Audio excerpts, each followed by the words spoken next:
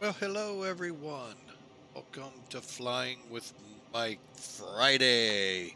Hope y'all are ready for the weekend. And for those of us in the States, you got only a couple of days, folks, to Thanksgiving. Yeah, we are there, folks. Best time of the year. Thanksgiving, Christmas, New Year's. Oh, love it all. So, folks, welcome aboard. Hope you all have a great day. We're going to do a great flight today with the Queen of the Sky for Pan Am Virtual. We are going to go from JFK over to St. Louis. Nice little 2 hours so hop, and then call it a day. But I hope you all do really have a great weekend. Thanks again for taking time out to be part of Flying with Mike. We sure appreciate you. And let's get rolling, shall we? Just waiting on one application here. It just wants to drag and drag and then drag a little bit more.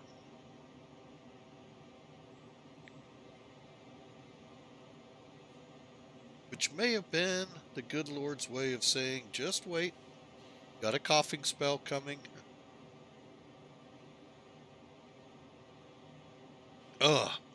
But anyway, yeah, we are still dealing with the cough, and oh well, it'll be for some time, I'm sure. So don't be surprised if I take quick breaks here and there to get water, to get this. Matter of fact, I'm thinking of water right now.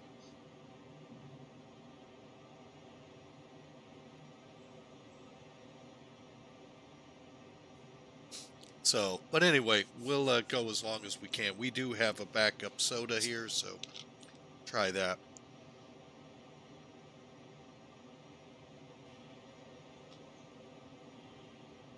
All right. So there she is, the Queen of the Skies, sitting on the ramp in the old Terminal 2 area. World port for Pan Am. And let's hop up in the office and let's start pre-flighting real quick. It's not a long flight, like I said, about an hour and a half, 2 hours. All right, so there you are, folks. We got to do this and stuff. Folks, if you're not familiar with the 747-200, it's called a classic because, one, it was one of in the first, maybe second generation of airliners. Hang on a second. Okay. Oh, my nose and my throat. Just, take a wrench and just and be done with them. But, they are kind of important. So, but anyway, back in the day, it took 3 people, one monitoring the systems on the plane, the other 2 flying the plane. So you had a pilot, co-pilot, and a flight engineer. So I call it the pretty boys up front and the guy that did all the grunt work behind them. Because if you had a great flight, he did his job right. And if you landed in the right place, they did their right job up front. All right, so hey, Int'l, long time no see. Welcome in. Hope you have all is well with you. All right, so let's do it, folks. We are, for the most part, we just went into break. But for our subscribers, we're going to keep going here. The aircraft is, for the most part, ready to go. We're just boarding passengers right now. Up to, hey, we're doing pretty good. Almost got them all on board. They just want to strike. Hey, thank you, Winslow, for the 100 bits. Sure appreciate that. Thank you for those goodies. But we got about 30 more stragglers to put on, and then we'll be ready to get going. But again, thank you, Inswick. That really helps, and we're really trying to find the right fit for me and the stream here on update here or software, be it plane or be it possibly weather or um, something along those lines. So I'm always hesitant with the weather software. I keep listening to Austin and I keep hearing hints, and I'm like, do I knowing what default weather is and what it means, do I take that plunge and wait on them, or do I plunge it into active sky or environment? So, and there's a couple of planes out there that are kind of interesting to me, and they're also nibbling at me. So we're gonna sit down here one day and really decide where and what we should update. I tell you, that weather out there, folks, they just keep tweaking away and it just keeps getting better and better. Well, anyway, our followers are back. Welcome, folks. And hey, just as you guys got back, the stragglers finally decided to leave the bar and join us on the plane. So as you can tell, we have 300 people on board. A little different than what you're going to see from Sim Toolkit, but it all adds up to the same number right here. So 300, and we got 14,300 pounds of cargo. All right. The dog cracks me up. Sorry, folks. Got a little distraction here in the cockpit. The guard dog, the wife starts getting up to leave, and he corners her at the door. Now, mind you, most of you would think, just a little dog, step over it. He's a 135-pound Mastiff Shepherd. Kind of tough to step over him. Matter of fact, his head stands up at most people's waist. So, yeah. Anyway, it is just always kind of funny to watch. All right, so let's get in here. Ooh, these frame rates are still not doing well with this plane. Oh, man, we'll debate do we go on VATSIM or not issue, because I may not be able to stay on VATSIM. All right, so let's bring in Sim Toolkit, shall we? We'll just keep going, and if we can't go online, we can't go online.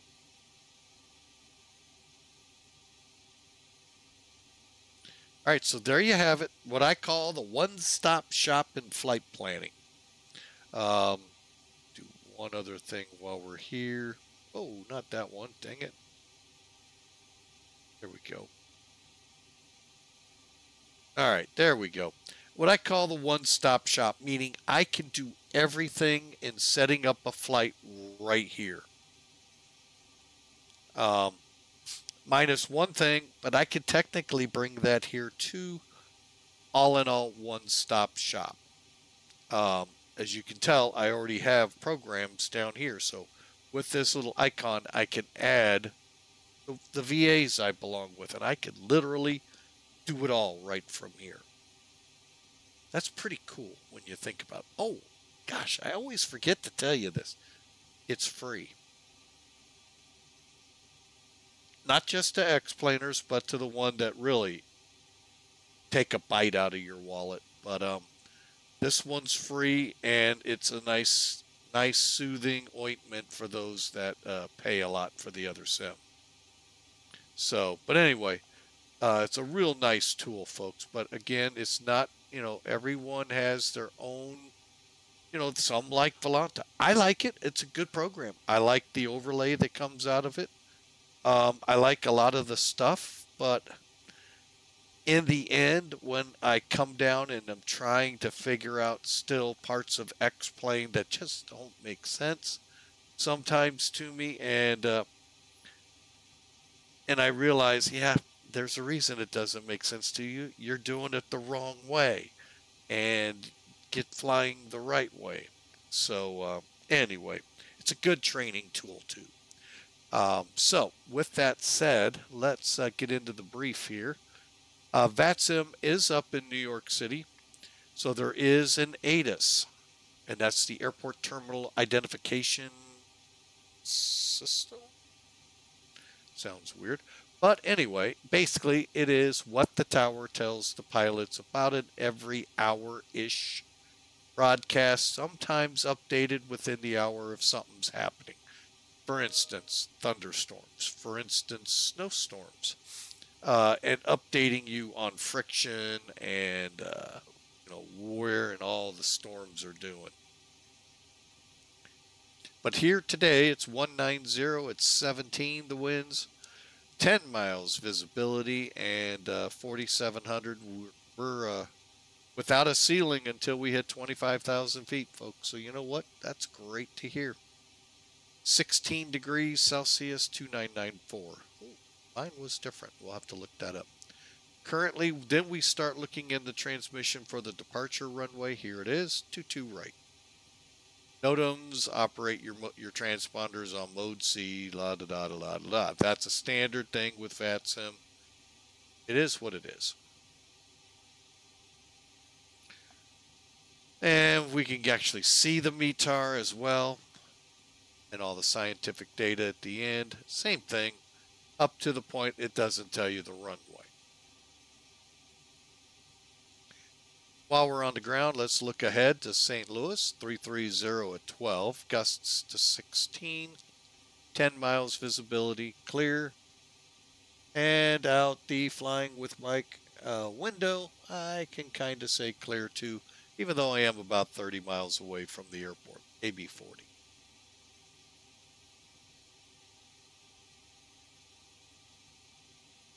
Finally, our loadout. Remember, I said it's going to look a little different. Notice less people. Okay, but we actually picked up more cargo, but that all still ended up at 467,209 pounds of zero fuel weight. So I look at it in the end, it's good. In the real world, they'd have made money because of the cargo. Because their flight plan wasn't planning any cargo. All right, so blocking out with 90,000 pounds of fuel, Mach 0.85 and 30,000. You'll see why here in a minute with the winds. I normally don't show this page, but we will today. Oh, wait, this one won't necessarily show it. Stand by. And that one definitely won't show it. There we go. Click the right one there, you loose nut behind the wheel. All right, this is when you set it up in SimBrief, how it looks before it gets all formatted into the operational flight plan that you saw the OFP up here. So the reason I wanted this is it's real easy to read winds. You can see we got a hefty, we're going across a hefty front. Let me turn some weather on here. You'll see what I mean. See, we got this to battle. So anytime you see this, folks, especially in the wintertime, be ready for some winds to deal with in your flying. Turbulence, winds, the whole 9 yards. All right, so wait with SimBrief. Let's get this thing rolling. Shall we?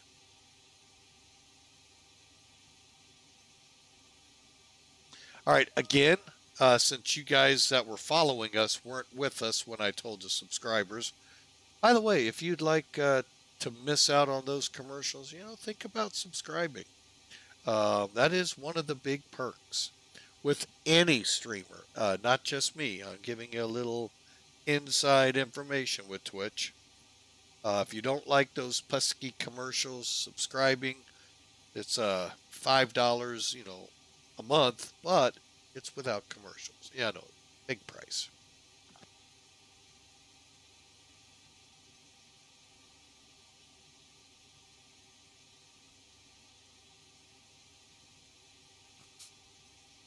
May you not get the cold that I have. Hang on, I gotta blow my nose, folks.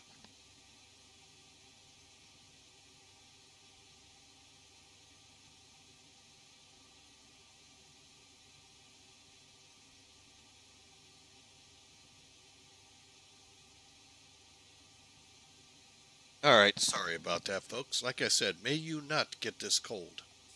All right, so we're ready to go, folks. We have basically gone through the only thing left to do, and we're going to do that right now. Kick over the APU. But ultimately, folks, come on, there we go. We've gone through, we've tested all our systems, we've done everything. We just got to listen to our crew members go through the checklist.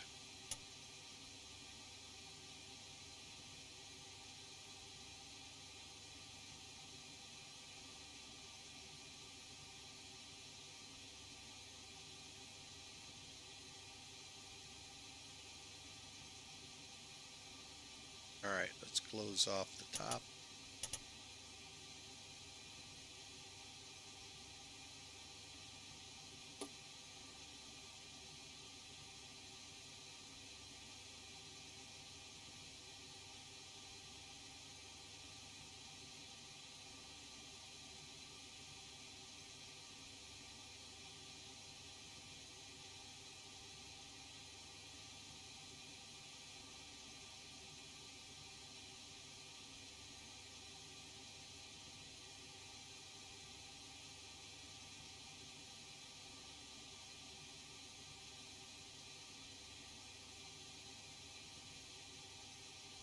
All right, folks, sorry for that. Oh my goodness, here it comes again.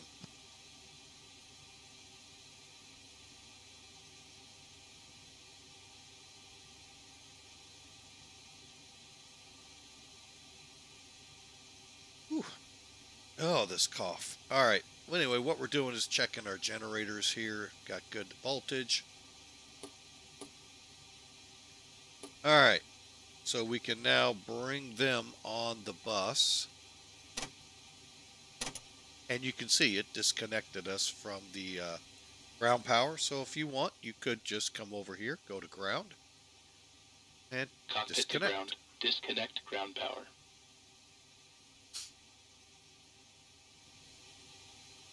I'm going to go ahead and get the bleed air on.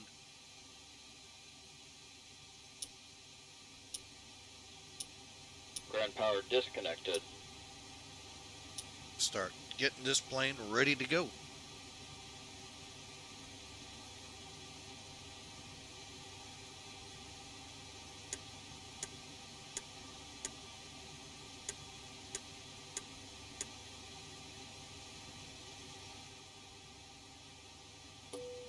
Ladies and gentlemen, this is your captain speaking. On behalf of the entire crew, welcome aboard the Boeing 747 Classic.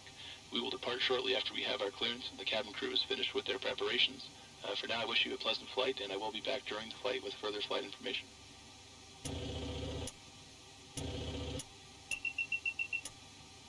Couldn't remember if I did those 2, 3. All right, folks, so here we go. Like I said, we're going to be doing a lot of checklists right now. So, and that's one of the neat things. It really does Before take you start through checklist, please. Gear lever and lights. Down and check. Brakes. Parked. Start levers. Off. Radios. On and check. Flight control hydraulic power. On. INS. Check and nav. Compasses. Slaved. Window heat. On. Seatbelts and no smoking. On. Emergency lights. Armed. Exterior lights. Damn. Check. Flight instruments. Check. Altimeters and clocks. 1014. Set and cross check. Radio INS switches. Radio. Radar and transponder. Standby. Indicator lights. Check. Engine and wing anti-ice. Off. Stall warning. Check. Mach airspeed warning. Check. Auto brakes.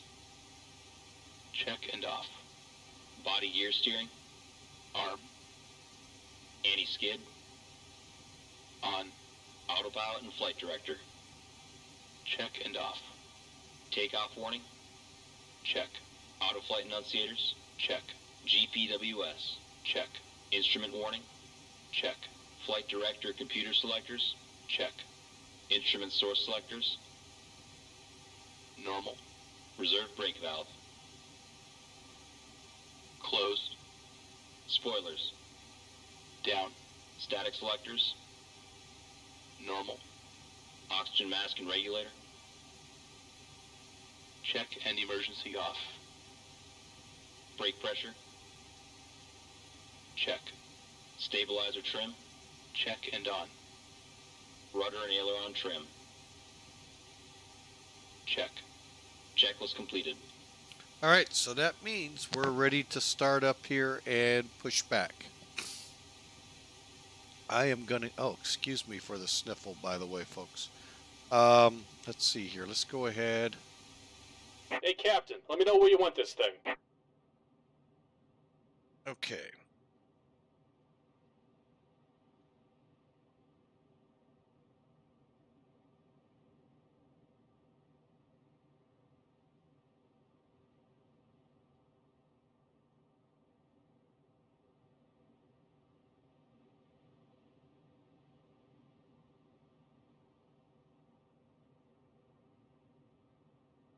Great news, Captain. Your tow's coming. All right, that way we're ready to go here. We'll see him in a second. There he is, coming in the frame. He'll pull into the building and then back in. Yep, you heard it right. He'll pull into the building. Let's see what the flight engineers looks like. Battery. On. APU panel. Check. Auxiliary power. Check. Engine oil quantity. Check. Fuel quantity. 9,582 pounds. Fuel panel. Check and set. Pressurization controls. Check and set. Bleed controls. This. All right. Looks like the doors and hatches are closed and we're ready to connect. Check and set.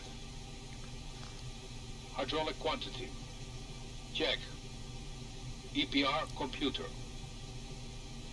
This. All right. Let's take a look at it again. Those of you new to it, basically they're wanting you set here for go around. You have a setting for takeoff dry. That's where most of the takeoffs are done. So, and no, folks, it's not top of descent like most of you think. No, it's takeoff dry.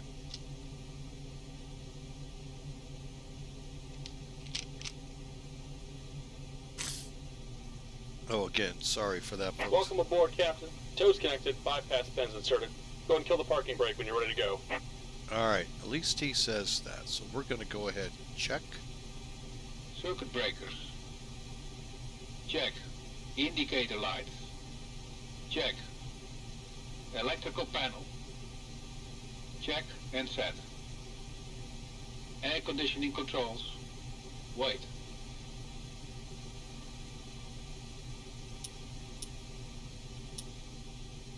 Check and set. Fire control and wing overheat panels. Check and set. Equipment cooling. Check. Passenger oxygen. Check. Hydraulic panel. Check and set. Fuel jettison panel. Check. Crew oxygen. On. Oxygen mask and regulator. Check and emergency off. ADPs off. Checklist completed. All right, let's light up this firecracker and get her going. Okay, let's close the outer door.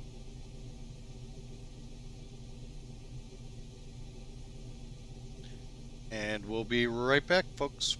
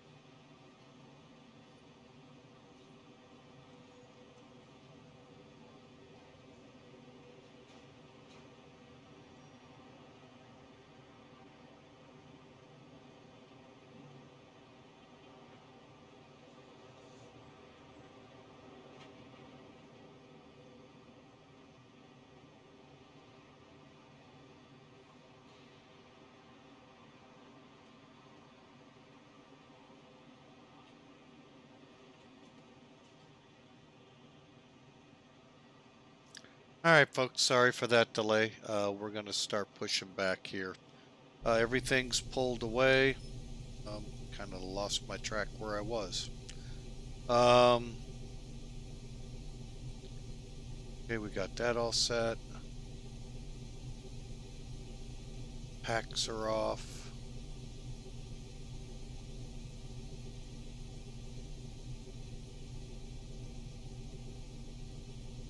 All right, let's just hope for the best. Released.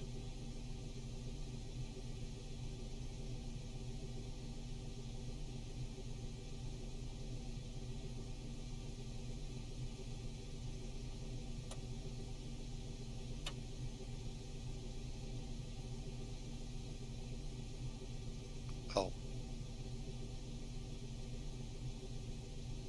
Hang on a second, folks.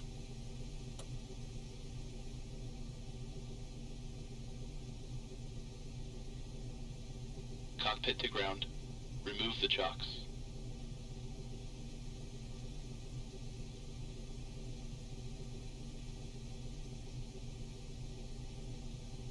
Here comes the pushback. Line them up.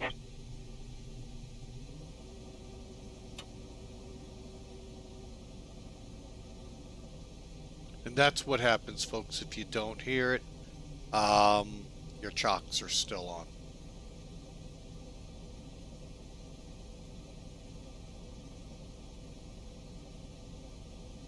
What am I doing? We'll do it the easy way here. Okay, we got to turn the start Ready valve to start on. the engines. Ready for engine start. And we'll use System 2 this flight. Starting engine 3. Starter valve open. Alright, now I always go back and look at my engine panel so I can see my N2 percentage. And then know when he's about to tell me 20%. But you don't really have to, since the flight engineer is gonna tell you.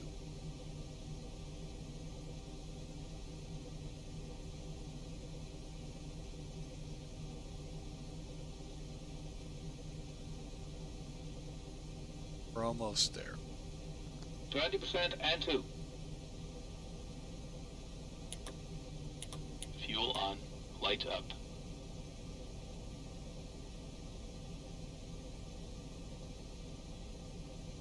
Starter off.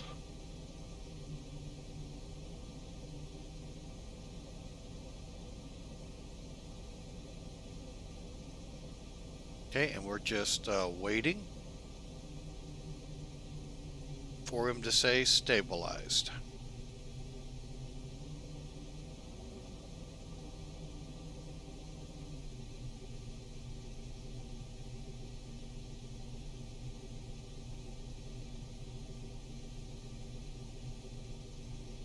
Just about done here. Go ahead and set your parking brake. Engine stabilized.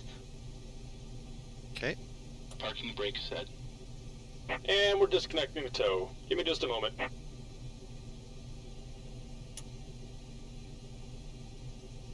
oop, went the wrong way. Sorry, folks. Starting engine 4. Starter valve open.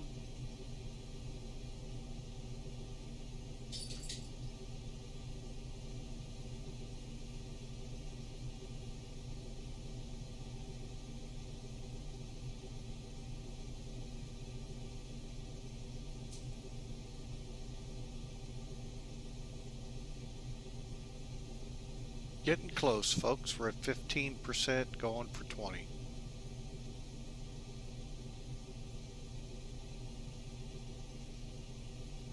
20% and 2. Fuel on. Lights up. Now, if you don't get stabilized, folks, that means you're in the wrong... And we're disconnected. Signal and pin on the right. Take it easy and have a safe flight. All right. You're in the wrong version, of the sim. When you download this, you're going to get both X-Plane 11 and 12. So, be mindful which one you start. They're making it easier. So, just kind of make sure everything's, the right ones.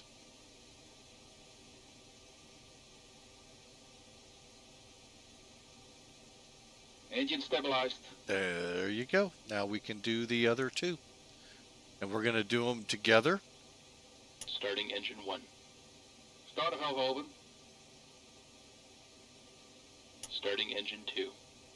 Starter valve open. All right.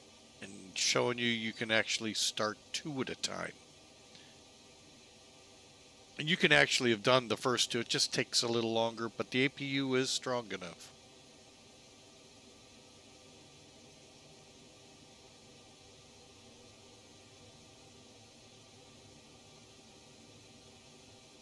%, and 2. Gen Fuel 1. on. Lights up.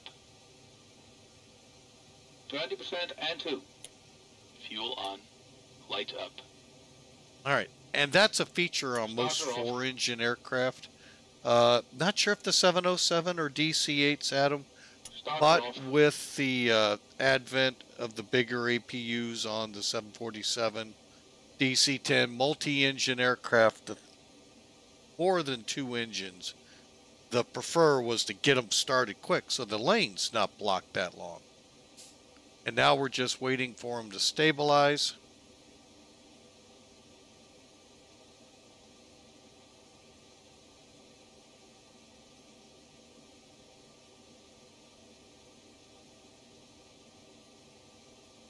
Engine stabilized. Boom, there's one. Engine stabilized. There's 2. All right, so let's, while we're here, let's do our calculations real quick for takeoff. And then we're going to get going because I forgot to do that, to be totally honest. Flaps 10 will be good. I'm not sure the runway length here, so stand by. 22 right is 12,000 feet. Airport's 13. We're looking at 220.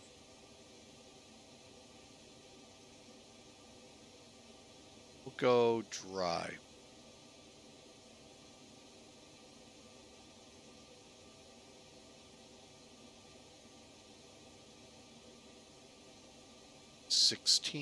Pressure of 9.4. Did not catch the winds that time. I'm just looking at the METAR 180 at 17.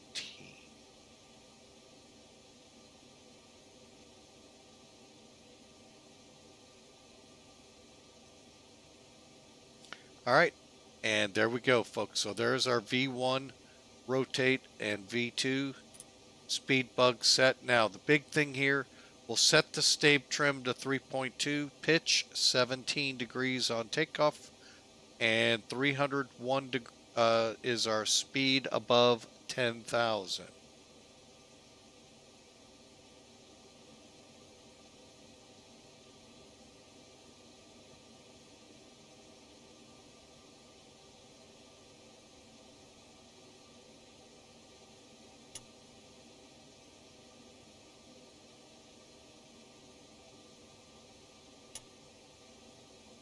Okay, I'm not sure why the speed flags are in.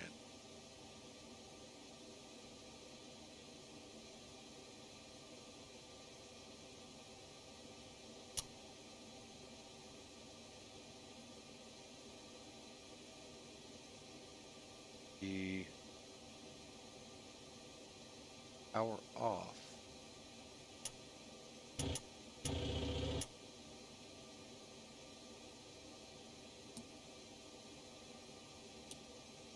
Hang on a second. Why do we have the speed flags?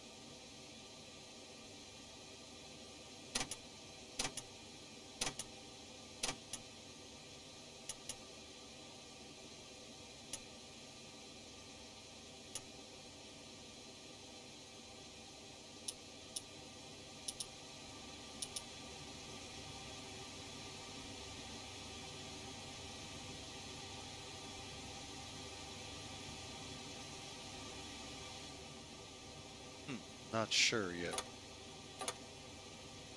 All right, well, let's run some checklists here so we can get out of the lane.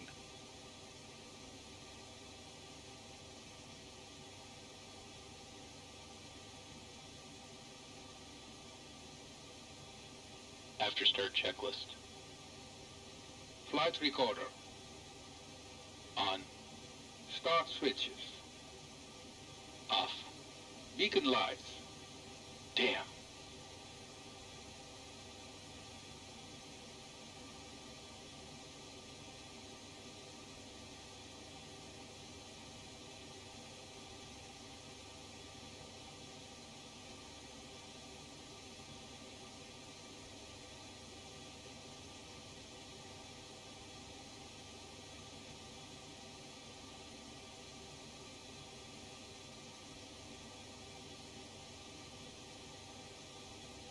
On.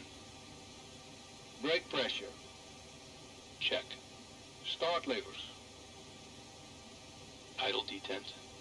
Engine and the ice. Off. Electrical panel. Check. Pack valves. Open. Dual warning lights. Out. Hydraulic panel. Wait. Check. Flight recorder. On. After start checklist completed.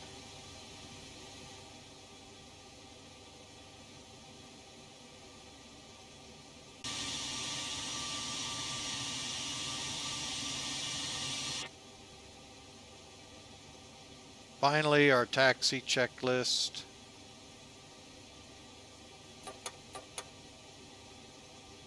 Flaps 5. Flaps 10.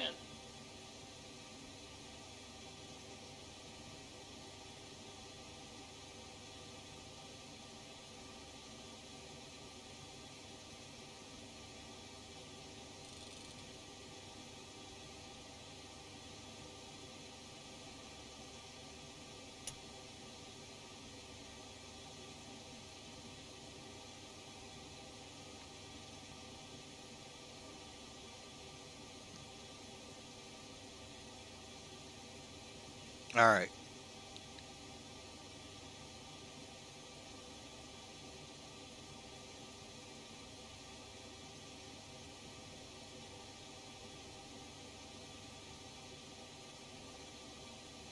Just doing a quick flight control check.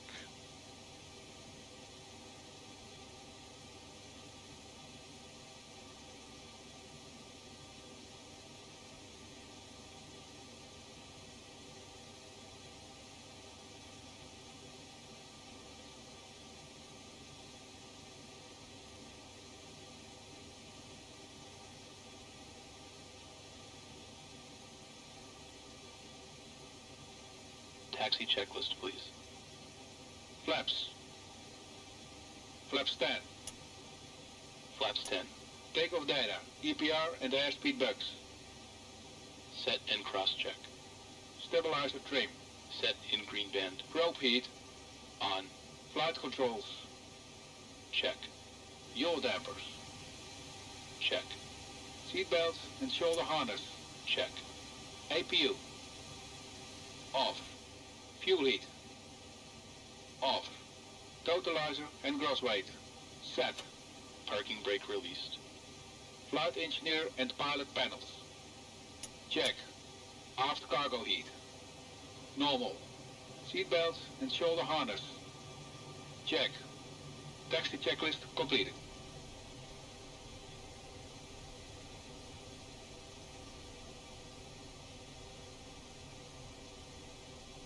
All right, folks, we're on our way.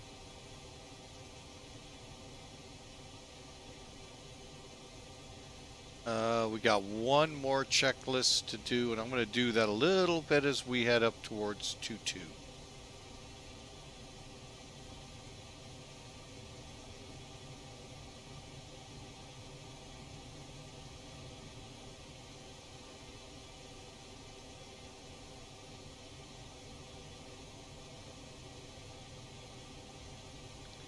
And I hope y'all are having a great day. I know I am, even though this cough is a booger and a pain in the.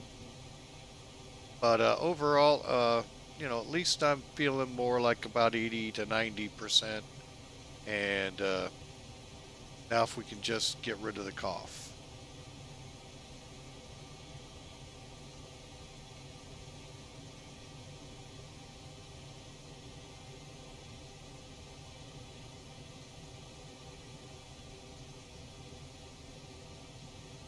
Alright, so there we go, taxiing down here. We'll head down, hang a left up here, follow runway 224. Let's see, be 22 right, 4 left, and head up to the top for takeoff. So sit back, relax. Sorry folks, taking a little longer than I should have, but we're doing the best we can with this cold and all.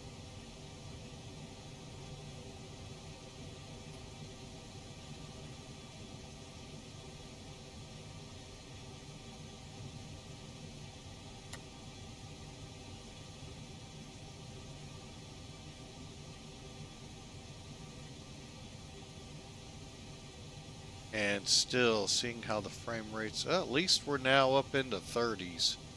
Oh no, we're back into doldrums. So for some reason here of late, frame rates on this one, it could be New York City, are really getting hit.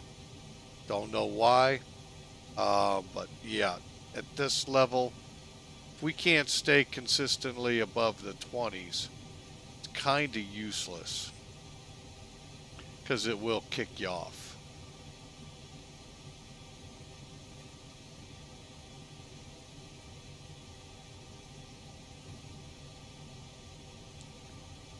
You can see the difference here in a few seconds. It'll start looking like it's just moving just fine. And at others, it's because of how low the frames are right now.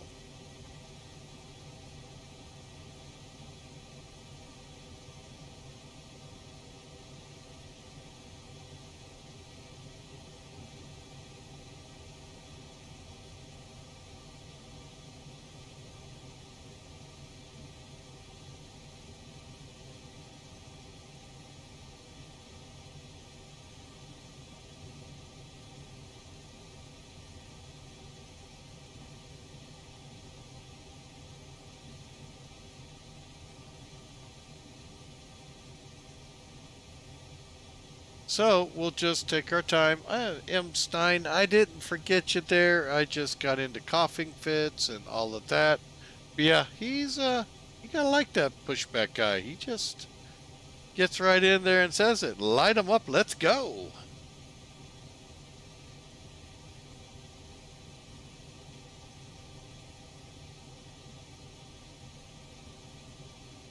Hopefully once we get above and out of the New York City area, things will calm down frame rate wise. Not holding my breath.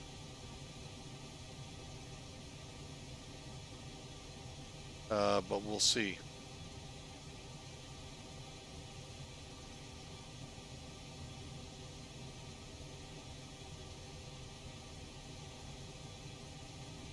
All right, speaking of, let's start doing checklists here.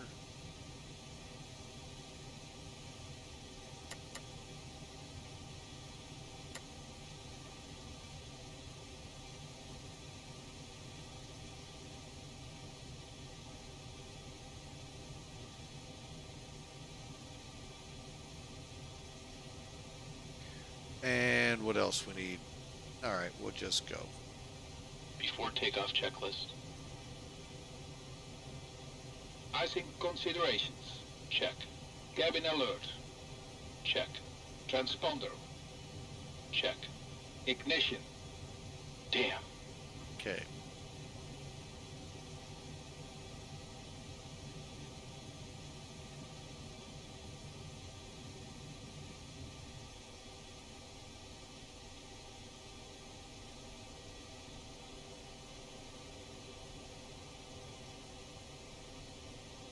Bear with me a second here, folks.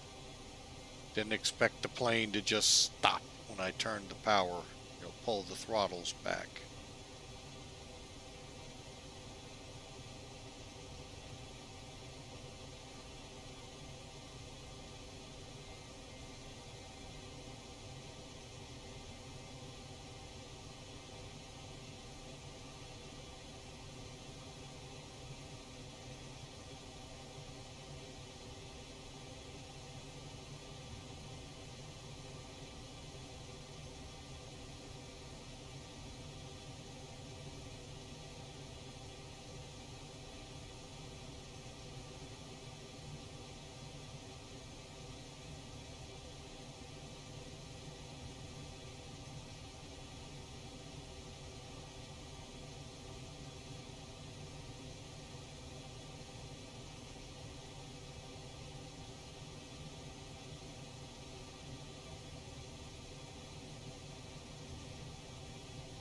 Well, believe it or not, folks, we're almost there, so.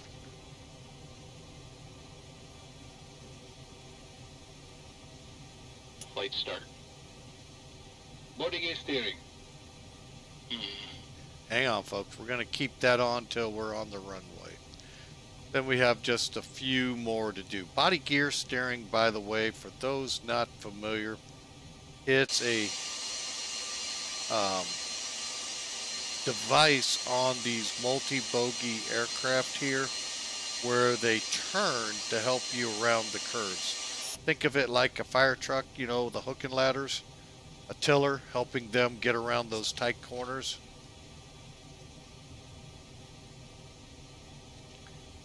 Kind of the same technology, except it's not a person down there steering it. It's actually done with a whole linkage of nose wheel steering.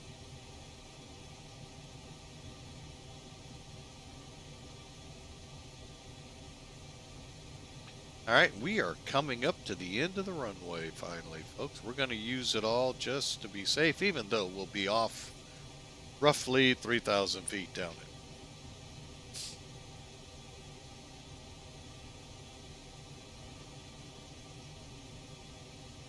Yeah, we cannot come on VATSIM like this. Well, first off, it won't let us. But anyway, alright, so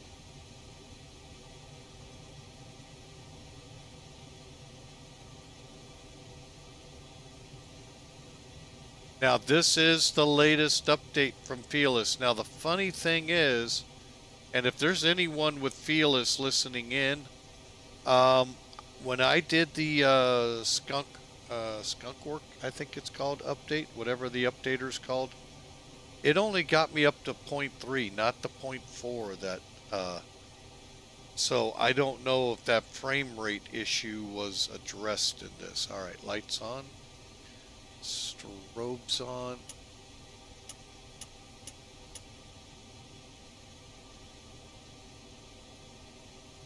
Try and let you see this. It's going to be hard.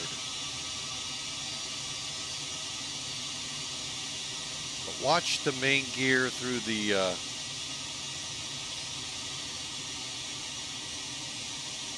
let's see if I can do it tight enough.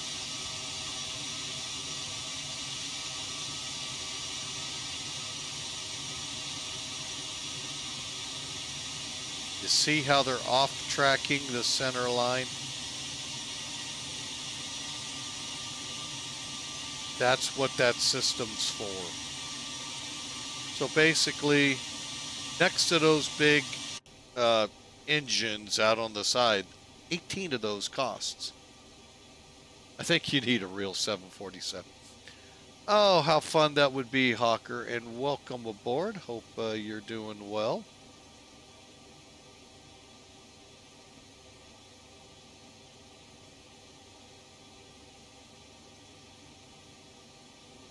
Uh-oh. Don't know why that didn't work. Let's try one other iteration. There we go. All right. All right, so here we go. Let's turn those off. And it's real simple, folks. Just drop the guard. Disarm. Back valves. Wait a minute. This.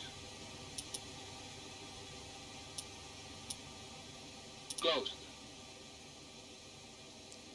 Pressurization mode selector.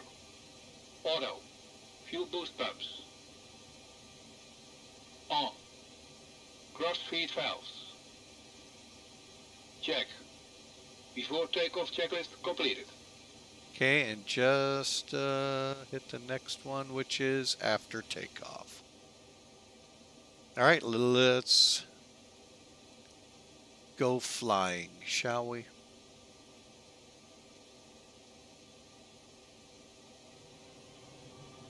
Stabilized.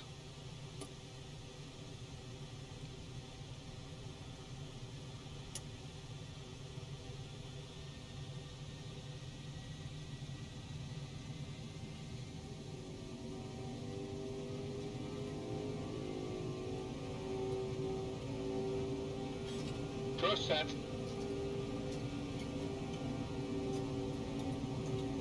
Eighty knots.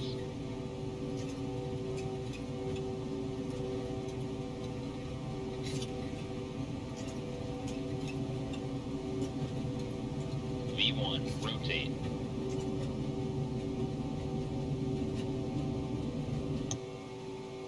Positive rate. Gear up.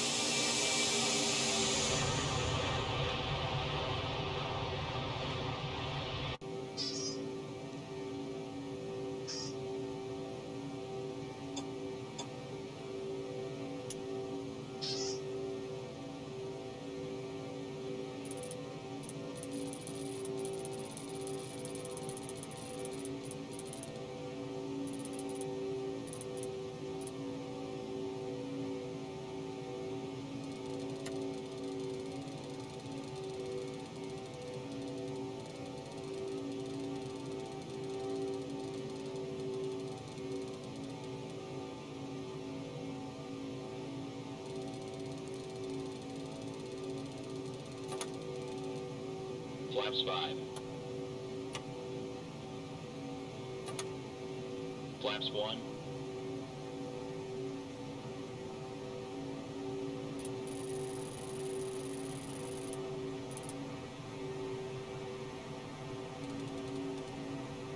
Down to level off.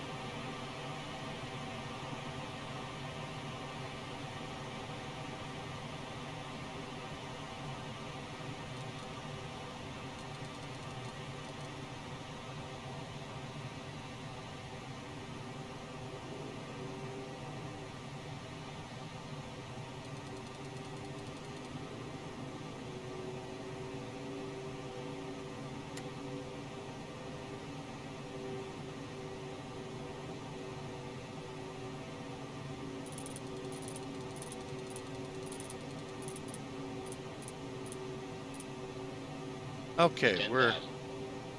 we're at 10,000, of course.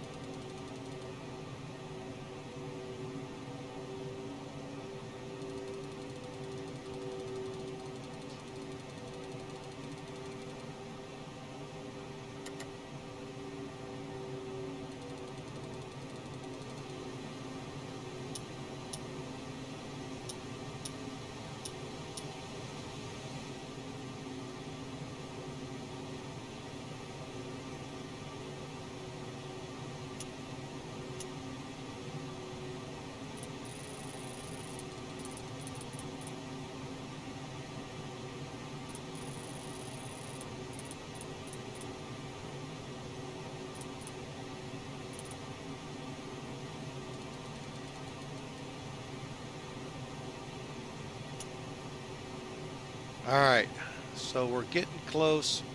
All right, I will explain it all here in a second, folks. Give me a catch up here.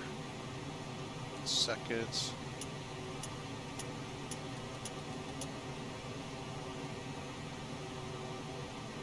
IAS. All right. All right, let's run the checklist.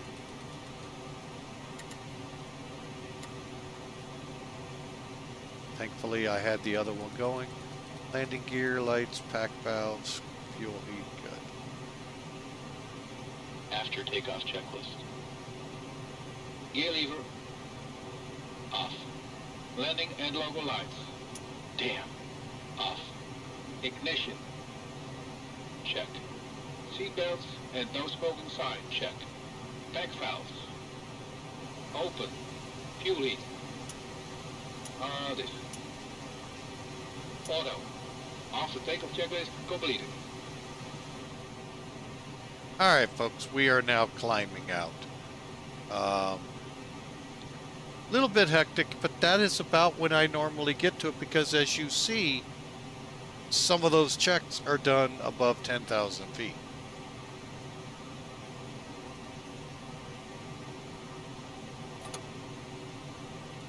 Flaps up.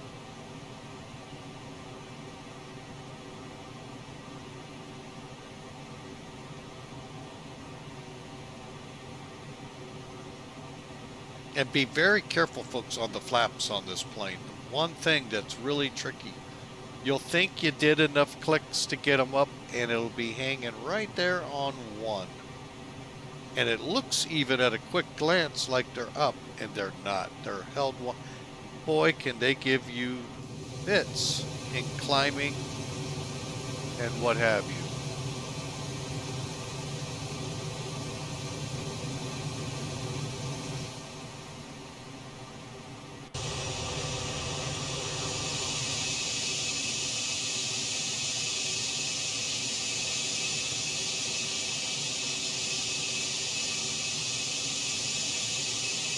Matter of fact, looks like they're out right now.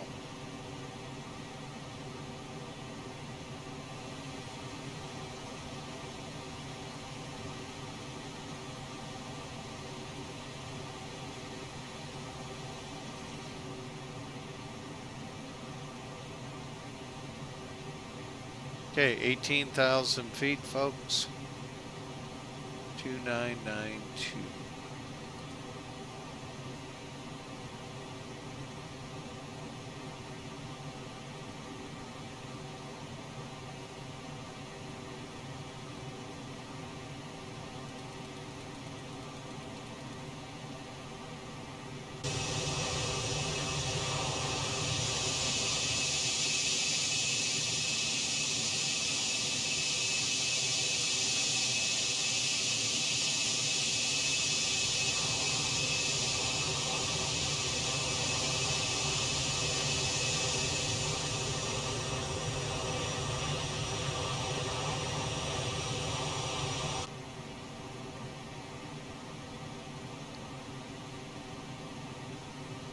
All right, folks, so we're just going to continue climbing. Right now showing about 2 hours to get there. So hopefully that's all correct, because I do have someplace to be at 6 my time. So we'll see how this all unfolds.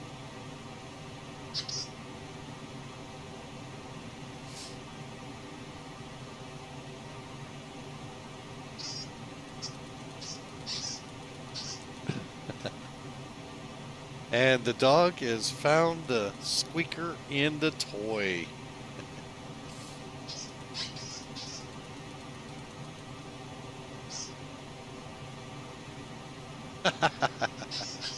Actually, you can, but we're not. We should be able to fly. I always make sure I have plenty of time, folks, so I should. Things will balance out here a little bit more as we get up. But I always like to say, what it says now, kind of figure what you're going to look at to get down.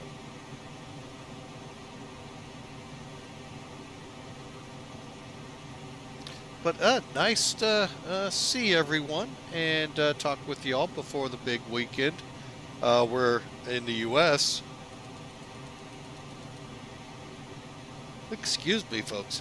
Rough night with coughing and all, so you know, it is what it is. Get a cold and they just want to hang on as long as possible.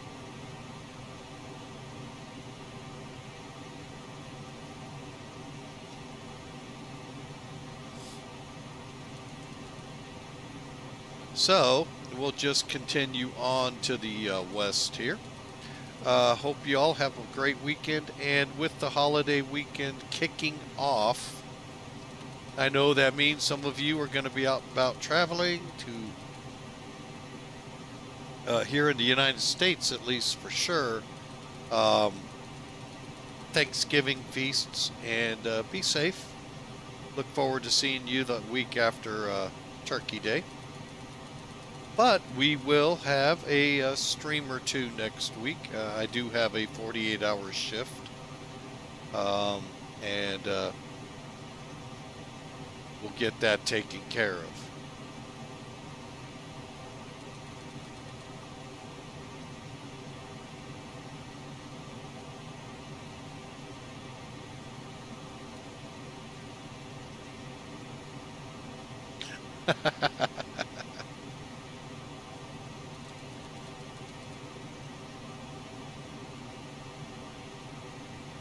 All right. So anyway, let's see how the clouds are looking.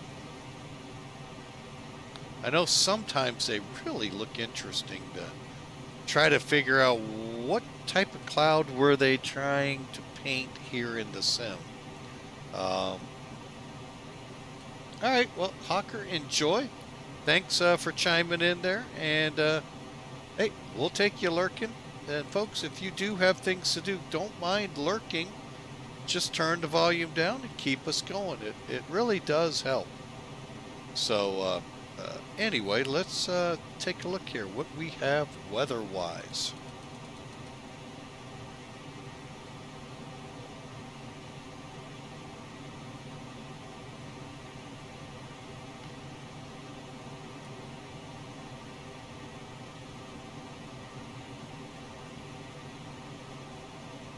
All right, well, you can see where we are. Here's that big band of green weather we're going to run into.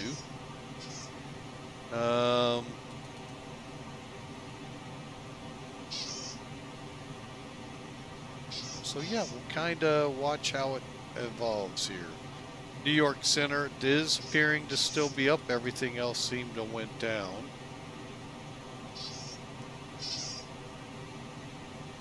All right.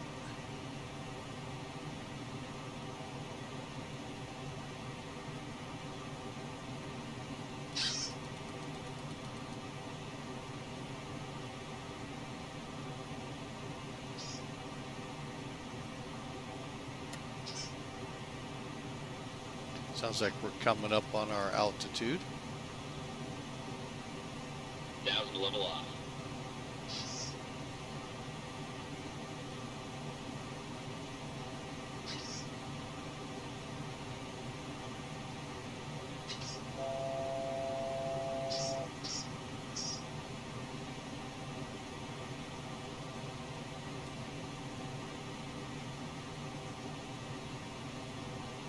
All right, folks, we were in the level off. We blew right through it. Oh, folks, it's that loose nut behind the wheel went to 30,500 instead of 30,000. We'll kind of ease on back down. Watching our Mach indication,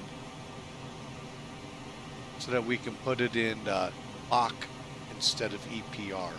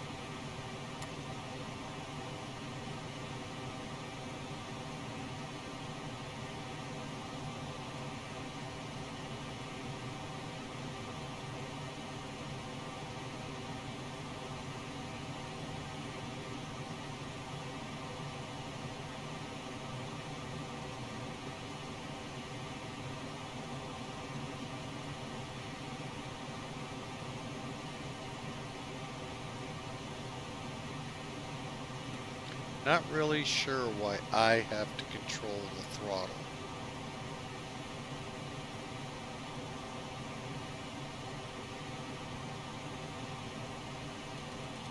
That part always boggles my mind here. It's auto throttle on this one. So we're actually setting a speed. Why am I...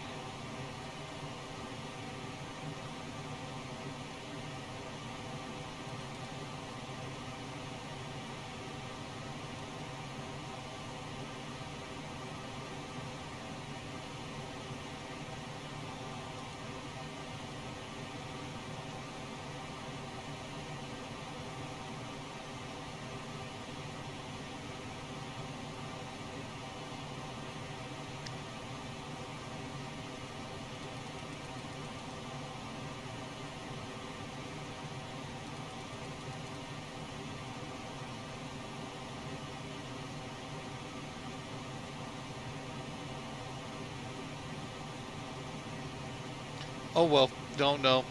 Don't know enough about Felis and the software here to know why.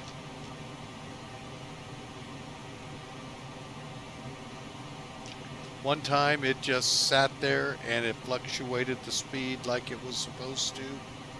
Now it doesn't, and I don't know why.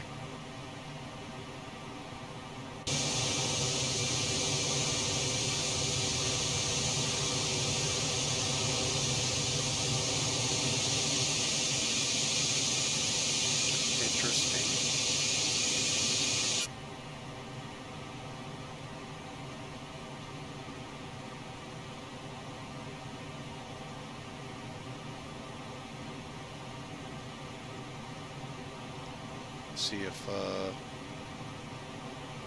maybe we have an issue.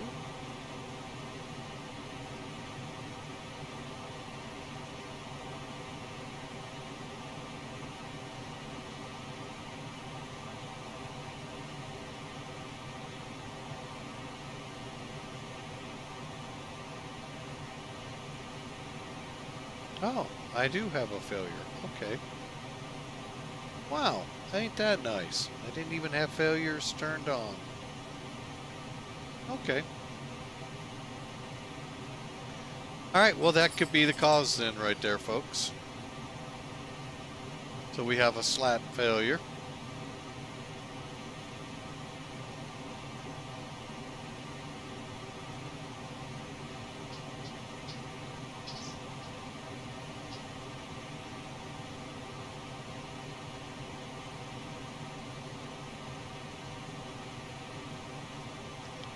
So, alright folks, so we'll just continue on here.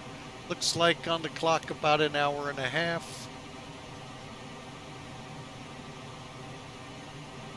Which I think could be about right. So, we will do our best to get across the skies here. Due to frame rates, that folks is why we're not on VATSIM. We were in the doldrums here, well below 20s. Which you got to have a minimum of 20 for your pilot clients to work, at least X-plane at least. They will actually, if it doesn't get corrected, you know, boot you off the network. So that's why we're not on VATSIM. Right now, I probably could, and probably for the rest of the flight, but just see where we are. It's a possibility. We'll kind of watch.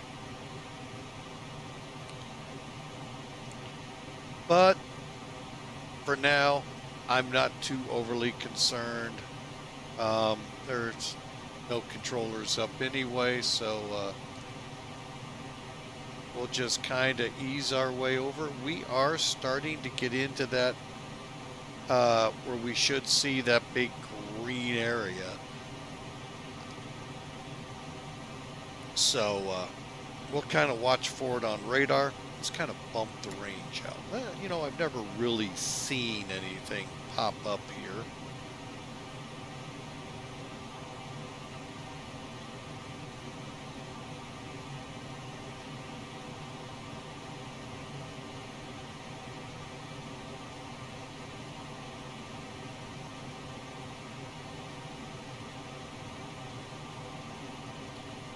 So we'll get a little closer and see how it goes.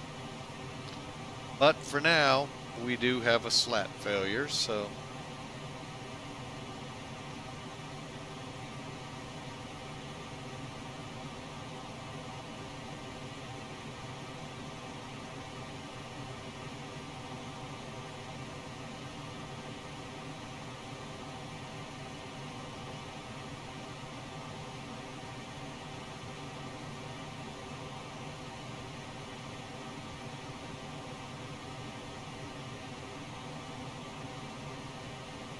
all right, what's our next fix?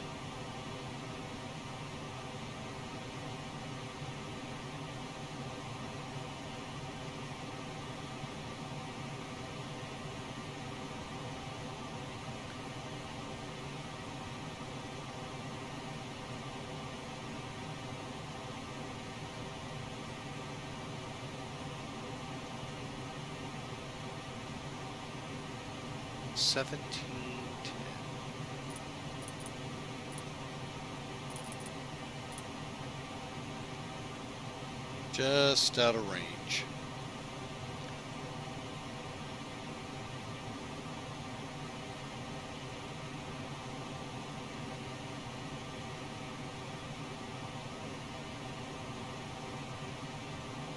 So again, hope y'all are looking forward to a great Thanksgiving Day feast. And hopefully with friends and family. So try to make it a good week, good time for you.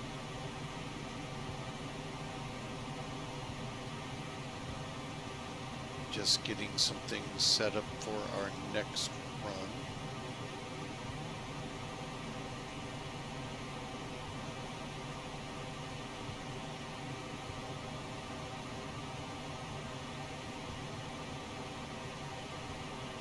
Sorry folks for the bouncing around.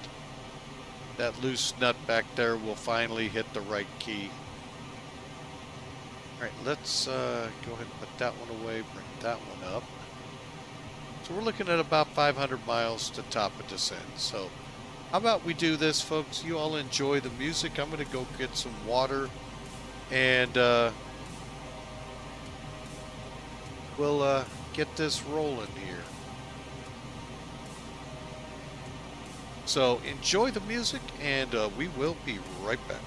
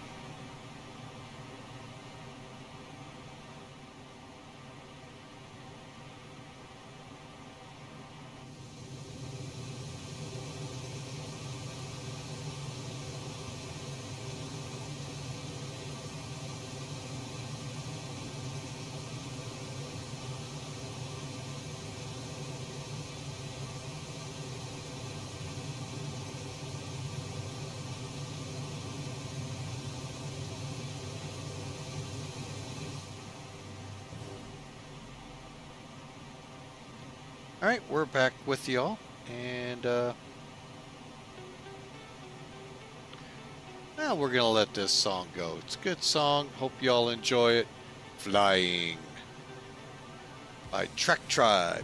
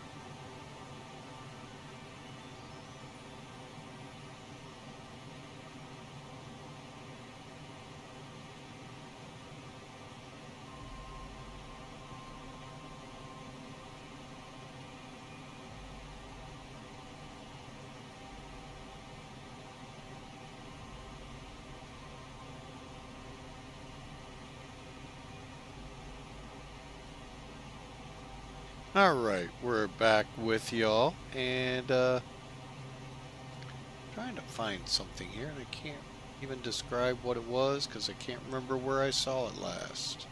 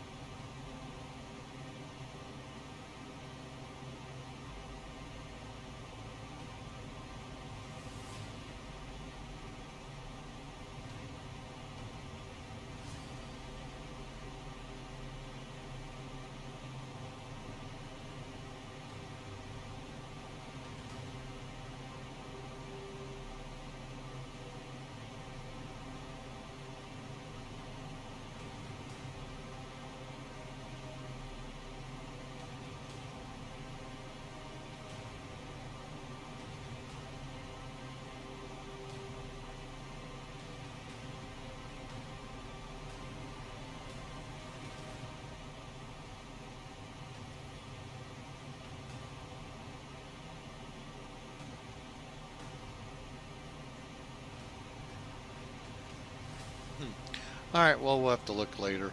I just can't figure it out, but that's, you know, how I am. All right, so, okay, folks, wishing everyone a happy Thanksgiving coming up as we go into this weekend. I really hope you take some time with your families, enjoy and be thankful with them, folks. Never know tomorrow. We have to be thankful for each and every day and learn how to be content, whether it be with plenty or without. And I'd like to say I've learned that, but I know there's times where, yep, I fall flat on my face. So just remember that, folks. You know, You never know tomorrow.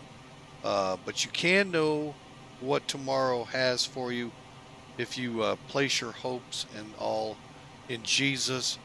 So you want to talk to me about it, that's fine. That's all I'm going to go into it here. I know some people take offense when I talk of my faith, but I wanted to put that out, folks. You know, you can know your tomorrow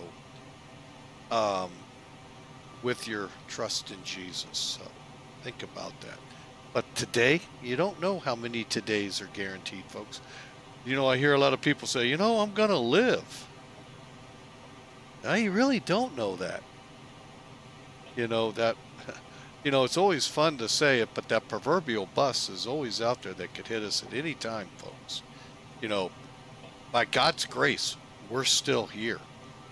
If you read in Genesis, just the first 3 chapters, folks, you don't have to go any further into the Bible to find out. It's by God's grace you're still breathing, because he could just go with a snap of a finger and dust to dust you are. But where do you go? And that is the spirit within you. That's the eternal question. So be thankful, folks. Be thankful for everything. The good, the bad, the ugly. I mean, it's all there to help fine-tune you. So be thankful, folks, with everything and everything that's happened to you. Like I said, you never know what tomorrow has in store for you.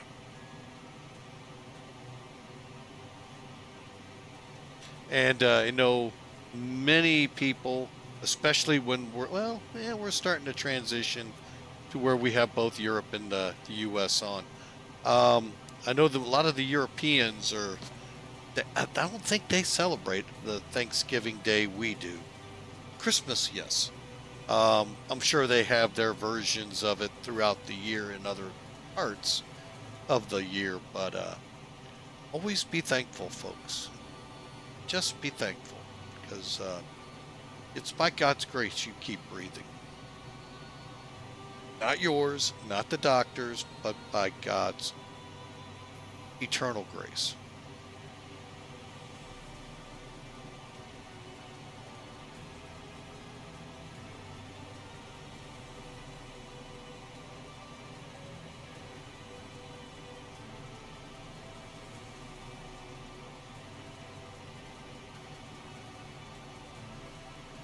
All right, now I have not put together next week's schedule, nor if I have any plans of coming up tomorrow. I really don't know what tomorrow. Of kind of ducktailing on what I said, I really don't know what tomorrow has in store for me. So we'll see if maybe we can throw a stream in there or not. We'll kind of wait and see. Hang on a second. But I can start looking towards next week. I do know I have Monday, Tuesday off, but after that, we're not off. We're going to be going at least until Monday the following week. So where we're either working or unable to because of only a day off, stuff like that. So it is what it's going to be, folks. So we'll make do with the best we can. There we go. And we are in that heavy, where the rain is right now.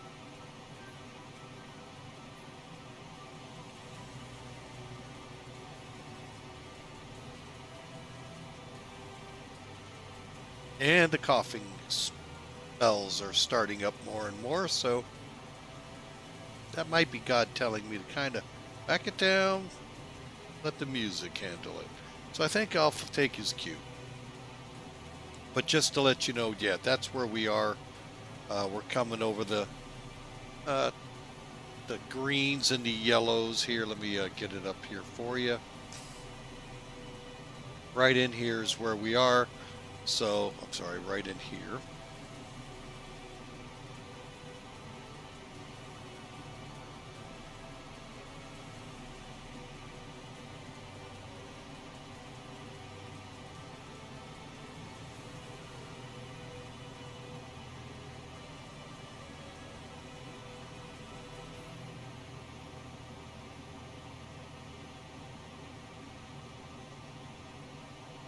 So there we go, folks.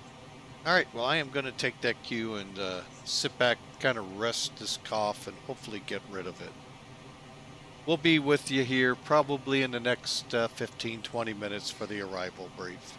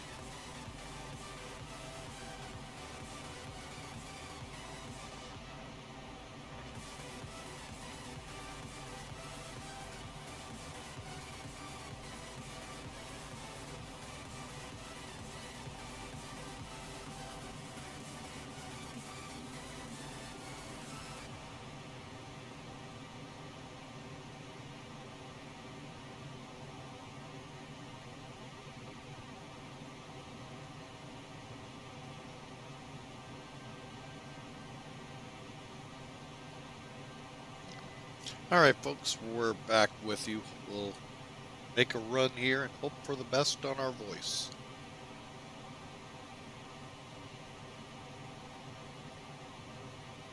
Okay, currently according to this, and we have really not put the arrival in, 308. Let's go ahead and start looking at the arrival, shall we? And what I like to do here is switch gears, use a different tool. Hang on, let me pause that music, just so it doesn't get in my head and mess with me. As you can tell, it really doesn't take much. But anyway, charts. I have got to work on that. Why is it doing it? Hang on a second. And meanwhile, that'll allow us to get through the break. And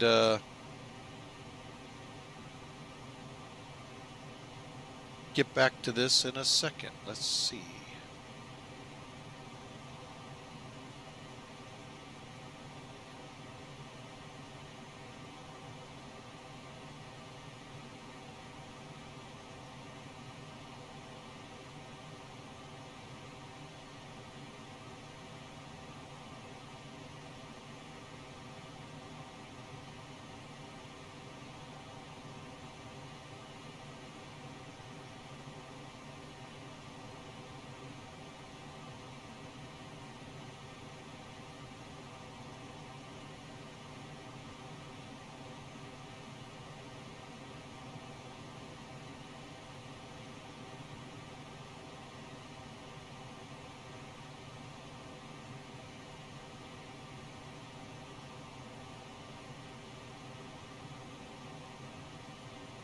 Oh, I like that so much better.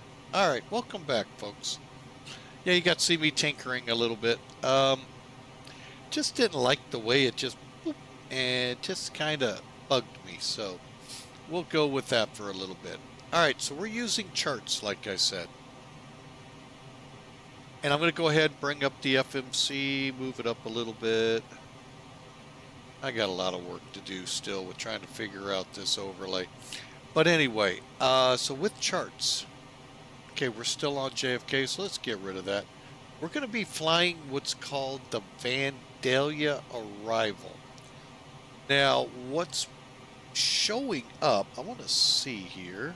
Okay, just the VHP. All right, so that's here where it starts.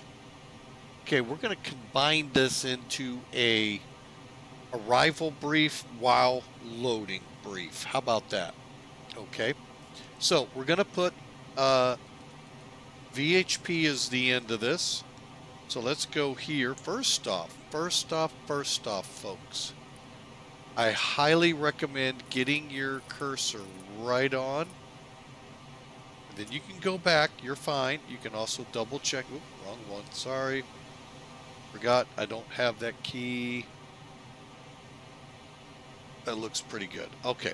Reason I double check is in case this aircraft starts turning, put it back on heading. So instead of being on INS, go to heading, and it'll revert back to this and then work it direct to your next fix. All right. So let's see what our weather looks like in the St. Louis area. I can confirm it is clear, but who knows what it says. 300 at 7, 10 miles visibility, clear, 14 and 0. So very dry atmosphere right now. Altimeter 3000. So pretty good day, folks. Still, we're getting a little chillier, but overall still a good day. So let's start it here.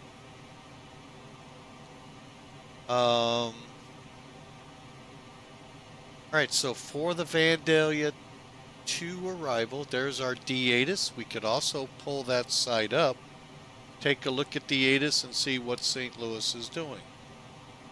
And that site is let me see if I've got it written down. Okay, I didn't think so. Bear with me a second, folks. I like you all to be able to see these little shortcuts I use. This is one I highly recommend you incorporate.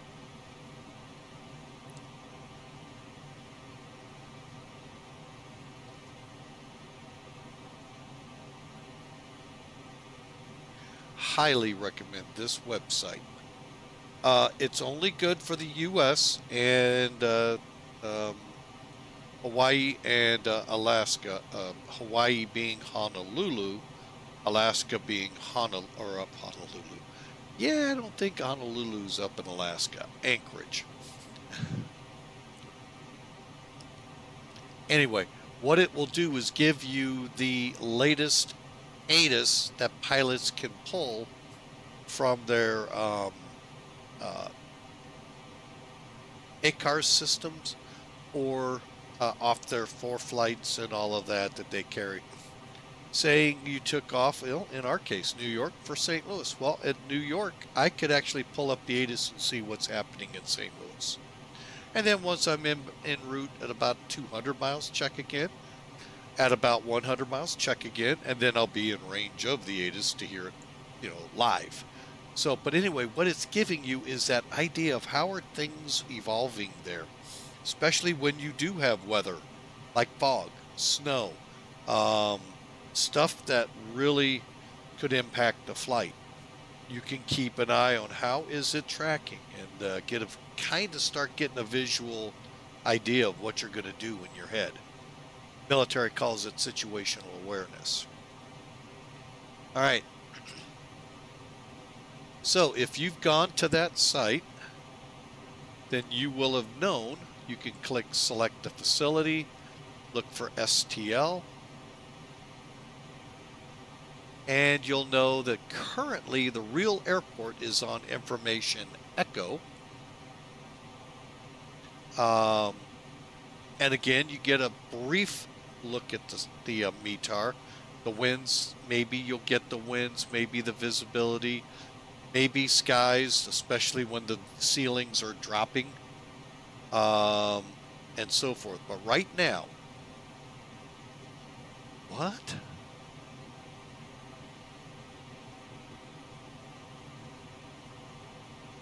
Oh yeah, that would be right. I'm sorry. I got myself turned around there. I'm going departing 29. What the? It's that loose nut again behind the wheel.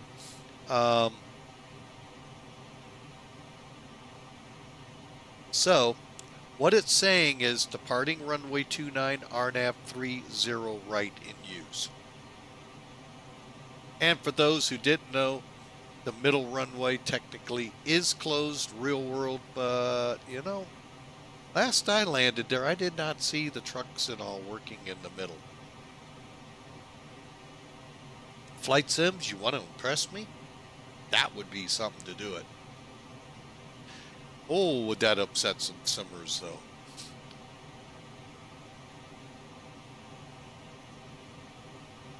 All right, so we are going to plan. Actually, before we get into this, let's look at that RNAV. Because we're technically on the VLA. We're not doing an RNAV. So we're going to select. Oh, wait, wrong one.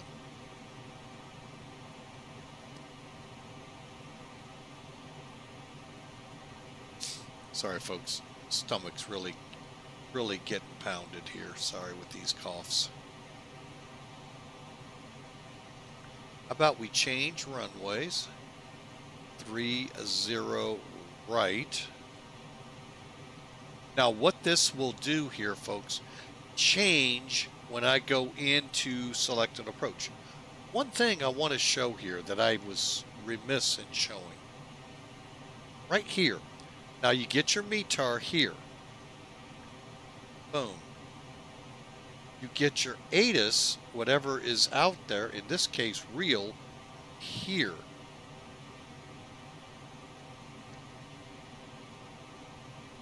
So if you ever really wanted to sit there and listen to St. Louis ATIS or your local airport's ATIS and their D-ATIS, that's what it looks like in text. RNAV 30 right, our approach in use. Okay, well, the good thing is we're not on VATSIM, so that's not actually an issue. All right, but I did want to show that. All right, so we're back. Here's the big thing. When you're flight planning, you can actually walk it across your route and see. Okay, we'll come here. Remember they said the RNAV.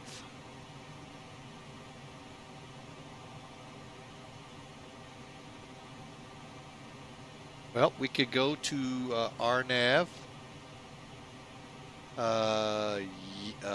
It said Victor, I think.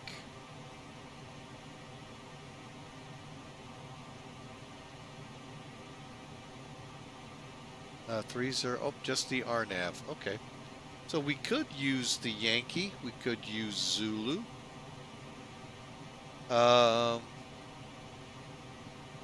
Or straight up the ILS 30 off Trish. Or up in here, because I think there may be a couple of others. But anyway, that's what we're looking at. So now you can go over here and select what you want to do. Technically, they were calling you to be on the RNAV. You could fly it in this plane. Technically. However, if you're in the INS configuration, good luck with that. Good luck with that. So why don't we just do the ILS for, well, let's just see what options we have. Trish and final. Final's up here, so we'd go from FDRKO to here, onto the ILS, or out to Trish and in. Trish is just a longer run. I like that, so we're going to put Trish. And here's what it'll do. Bring you the line. There's your vector from Victor, and you'll head into Hexham, exhale, Riley, and the runway. That's why I wanted to look. See, you can see, and then it takes you out to your missed approach point, which is Toy. For us, this would actually be correct since we're flying the VLA. If we were flying the Arch, then the RNAV could be a really good option.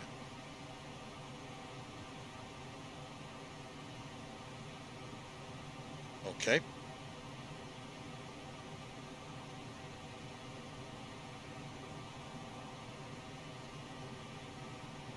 Sorry, folks. Oh, Lordy. So let's get into it now, the VLA. So now that we know what we're doing here, we'll go ahead and put in VLA 30 right, RHP, ILS. Let's go with Trish. Execute. Watch the airplane. This is when it would be doing the turn. Why didn't it turn, some of you are saying? Because I still had a fix ahead of me before VHP. Had you done it between here and VHP, it's a good chance it'll loop you back. And if you didn't put VHP, it would drop Akbar, VLA, and a couple of fixes. So, but anyway, so you go. So we're getting ready to come over creep, then Felis, then VHP.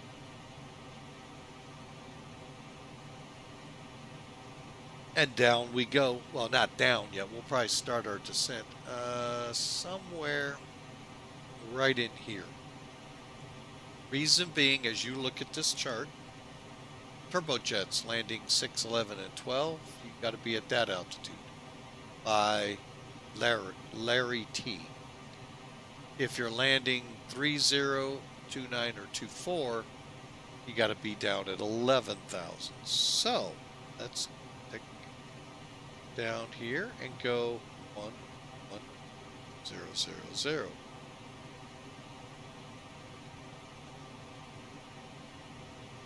Let's go to 50 slash boom.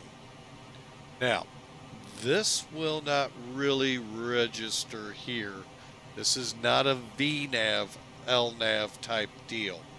This is FMS or INS. Your INS, you're flying coordinates. FMS, you're flying fixes. That's why you can't do an RNAV very easily in an INS aircraft, because you got to know the coordinates of each of those fixes. They're not easy to find. So, but anyway, so now this is set up, and this is just, you know, what it is. All right, so let's go to progress, though, and now 187 miles out. Now, some of that's because we've been talking and we've ate up some miles, but others is because of the, now we're routing it, now we're slipping a restriction on it, and it's going to, 185 is a good point. So let's take a look. 20. Well, there's 40. Actually, it's 20 plus 60. Let's get the math calculator out. We need to go from 30 to 11.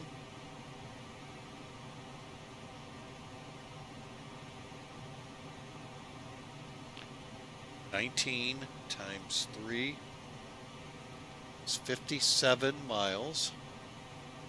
So we know we got 20, so 50, 60.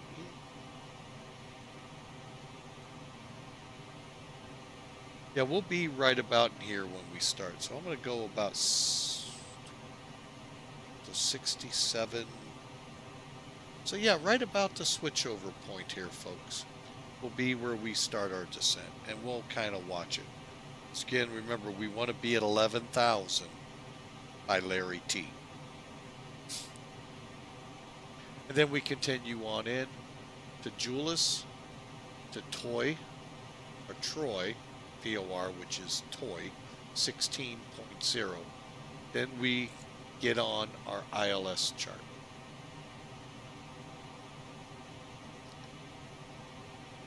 And then we're going to basically head to Trish, be at Trish by 5,000. All right, that pretty much takes care of the charts. Now, I know you all who especially, we've got a couple in instrument training. I like to show the charts off so they can take their training, look at it, see it in a different airport. Because we all get pretty complacent with the airports we fly out of. It's like this airport here. I know most of it by heart, folks.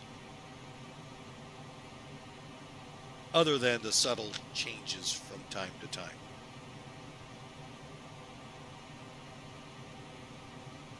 Okay, so here's your D-ATIS. So until then, you can get it off 4-flight. Those two sites I showed you.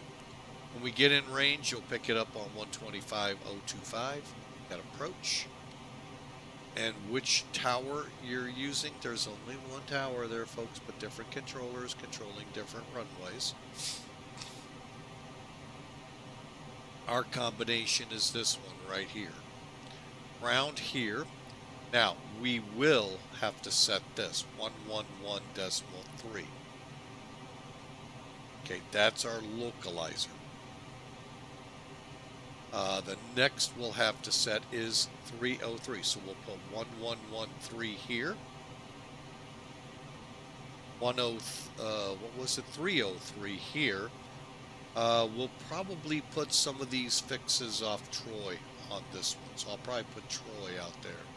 The other one sometimes I'll put out there is St. Louis VOR. It's right about here. But it's not on the chart, so I may not. Okay, but by relay, really, however you want to say it, 2,100 feet MSL, descending on the glide slope. Okay, today's decision altitudes and heights. Again, both of these altitudes specified are the same position in space. It's just what are we measuring it from? Sea level is the bold, bracketed is above the ground. I do the above the ground, 200 feet. And that is, by the way, it's another way to look at it with the plane, okay? So you see 805, that will be, and this I need to be able to see. No, you're not going to be able to see it.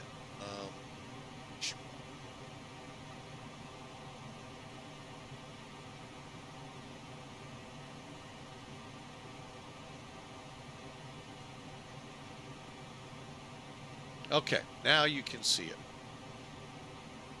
Just switch you back to legs.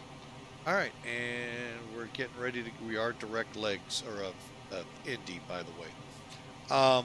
Okay, so this gauge here is your altimeter. You set the barometric pressure on it, if you remember. Okay, just those of you that are very non-flying savvy, just giving you.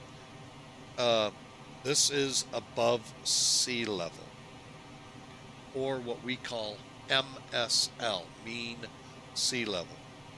Okay, this altitude, well, you can't see it because the needle doesn't go to 30,000 feet, well, or its equivalent. But this will tell you what you're doing above sea level. So on this chart, it's your bold numbers. The gauge in this aircraft next to it now, it's the same gauge, just may be in a different location on yours. This is your radar altimeter. Think of it as something sending, you know how radar works. It sends a beam out, looks for a reflection. When it comes back, it reflects off, comes back, the computer does its thing to tell you where it is. Same thing with the radar, except it's going down. When it hits the ground, it bounces back up, and it tells you how far above the ground you are, if you're within where the needle is. As you can tell, the needle stops around 3,000 feet. Okay, so as we drop below 3,000, you'll see just exactly how high above the ground we are, which will be off by about 600 feet over here, because that's above the sea level. So whatever sea level is zero for that one. The ground is zero for that. We don't want to hit the ground.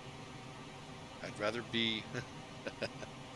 So anyway, so we'll set it on the dial here for 200 feet. You'll hear that little womp. When we get close to it, that's telling you you're at minimums. You're in the nice fancy dancy new generation aircraft. It'll tell you minimums or approaching minimums. This is not one of those little fancy dancy little airplanes you all have now. This is old school, and that's a great gauge to have. Wish the little Pipers and Cessnas I flew sometimes had that.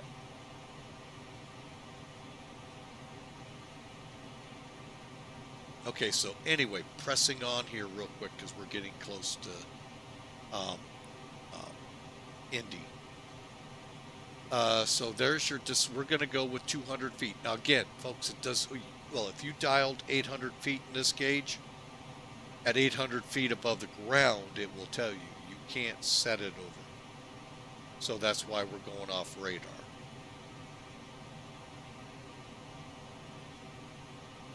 Okay, so missed approach. Like I told you, going to take off at 1,000 feet. We're going to turn on a climbing right-hand turn. Head up to 3,000, hold over in Troy.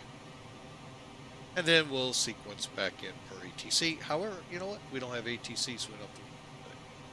Radar required for this. Simultaneous approaches could be done on 30 left and runway 29. It won't happen today, folks. And we also just need to be mindful that when we look up, if we're like this, better yet, let's be more realistic. Oh, that was not realistic. Let's say this is how we're flying it in, to say we're playing instrument approach. You can't see outside where at the horizon it looks like. You have to focus on your 6-pack and associated gauges to help you. Welcome to real world flying, folks. And then when you hit 200 feet, you can then go, ooh, it's a horizon. Hey, there's a runway, cool landing. Lost my 20. But anyway, it's another thing to think of. Your altitudes from Trish down. And your times from relay inbound. We'll get this in a minute. We'll come back to charts in a minute, and we're going to pick up this speed here. ALSIF 2 arrival on the lights, Pappy's on the right. There's your missed approach. All right, again, minimums. If the weather report has the weather below 200 feet, you're going to have to do the Cat 2 or 3 arrival if certified. Aircraft certified, but are you certified? Not certifiable for the funny farm. Certified. So if you're already certified for the funny farm, you're good to go.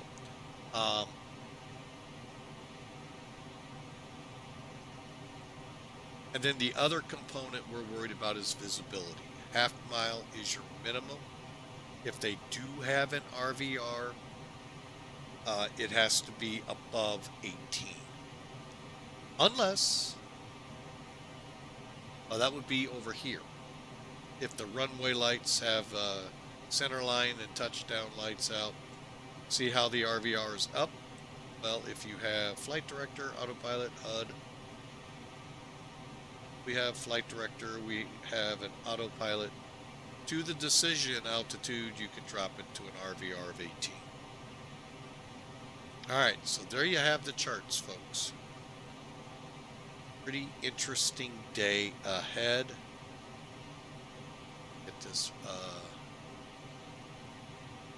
back out with the plane. We're about to cross Indy, as you can see there.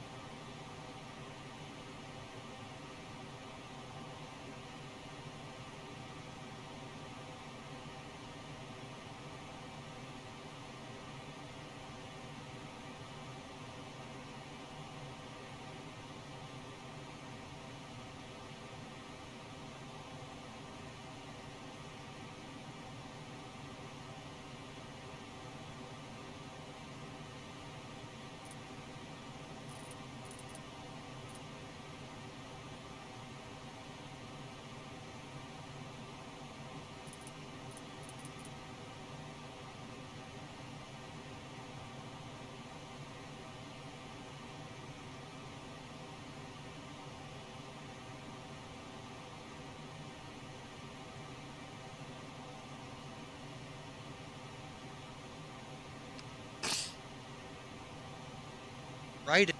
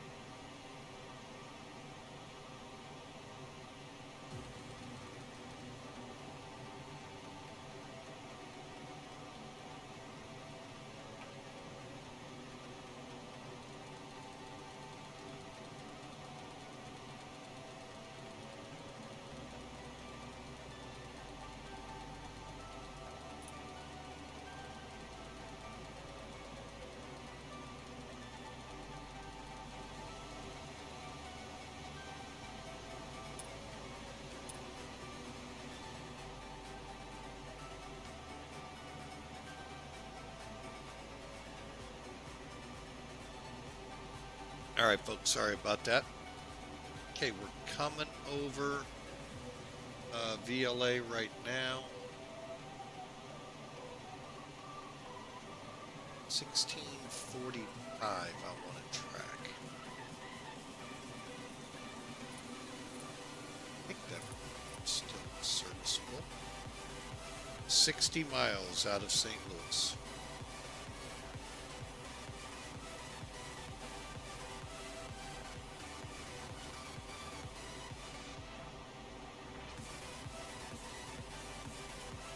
Now, the reason we're not running the checklist, folks, it's a combination. If you read through it kind of quickly here, you'll see things that need to be in place. Oh, see that turn? That's because we're coming over the VOR.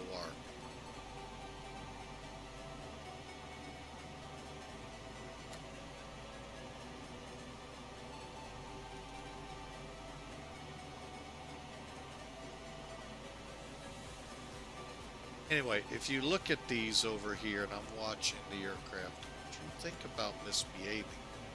You get down here to altimeters, well, that's 18,000. Landing data, we've already got that.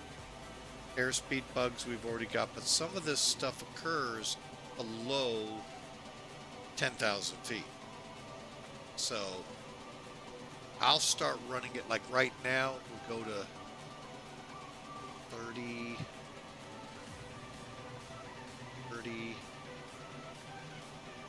Okay.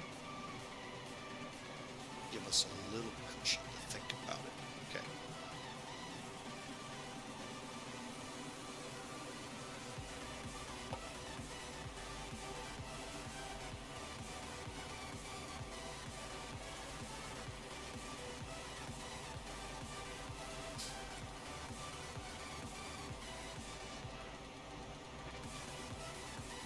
All right, we're coming up on our speed, so we can drop the speed brakes again.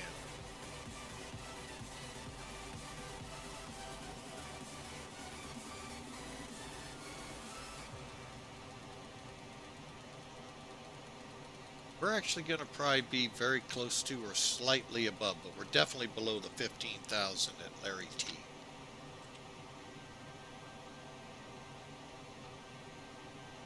Next up is Julius.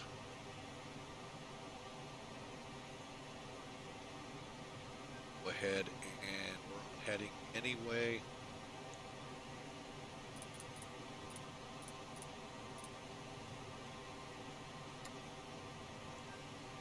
Get us on track here. And I'll get us back on heading and then switch over. Actually, no. 16. Say. For radio 2.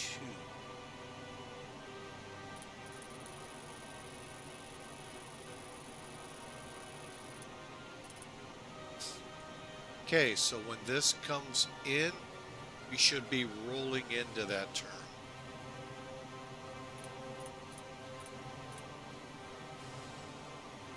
Again, this is how it works, folks. All right, where are we at here? 13. Cabin crew, prepare for landing.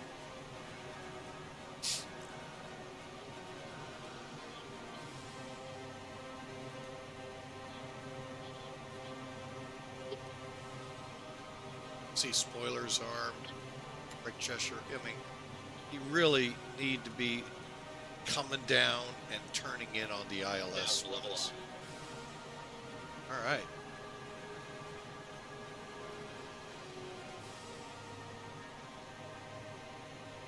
And we are hitting Larry T right on the nose, folks. Okay, landing runways 292430 left, right. Troy, and we'll expect vectors to final. Hey, here we go. We're leveling off. Fine, we're going to stay in here.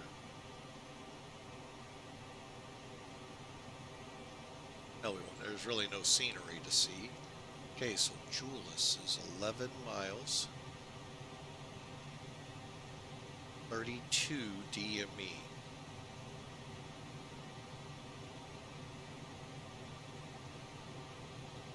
What I'm gonna do.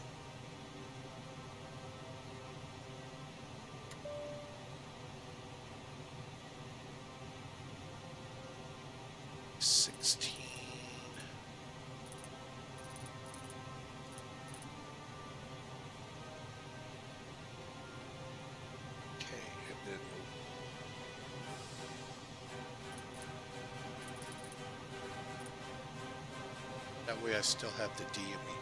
Then we'll switch, get the ILS up here once we come off Troy.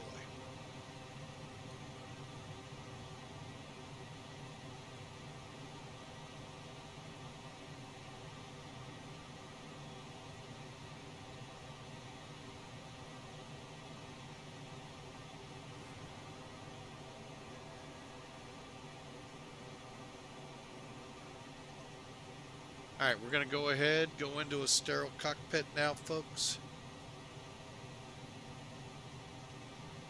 Waiting for the needle to come alive.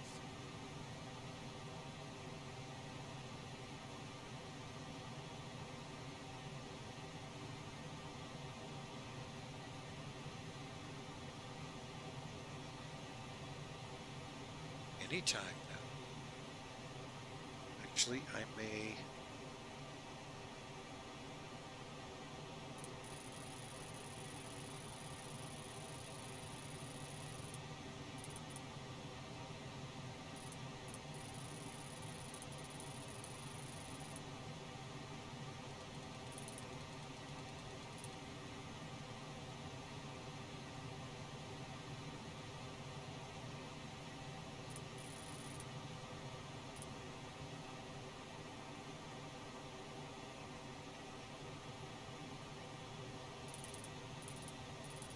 Oh, I actually was doing something wrong, folks. I forgot to slow to 250.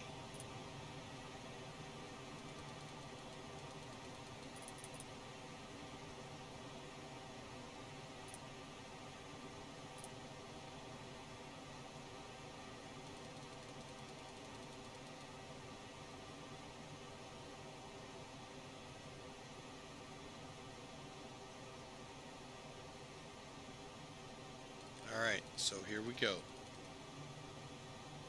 Are currently 6 miles out, so we'll just maintain this heading. It's pretty good, and then we'll come off Trishby. 212.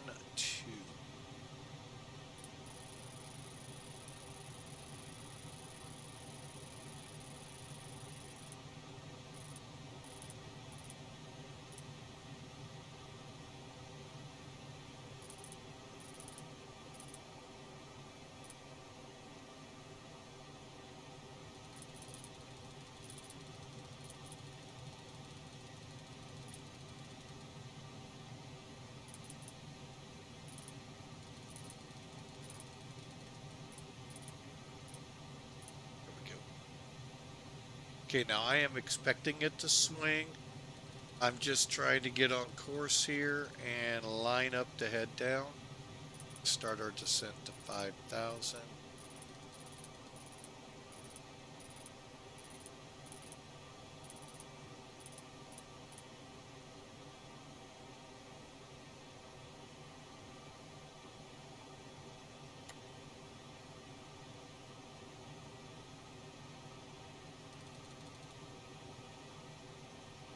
And 220.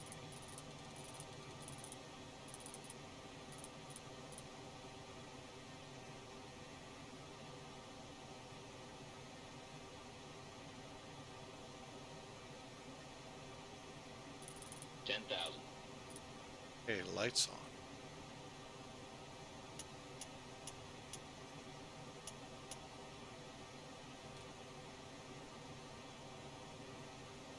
Cabin ready.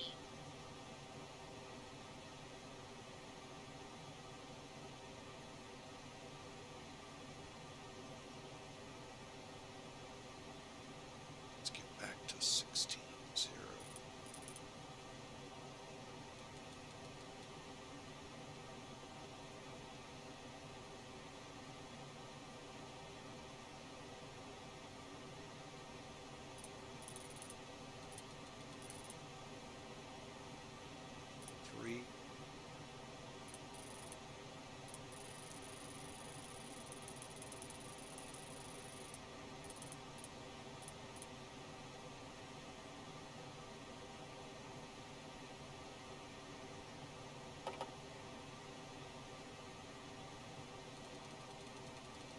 Okay, here we go, folks.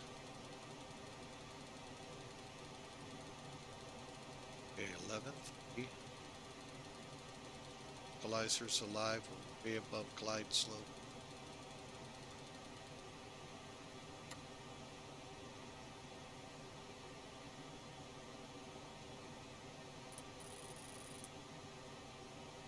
Localizer alive.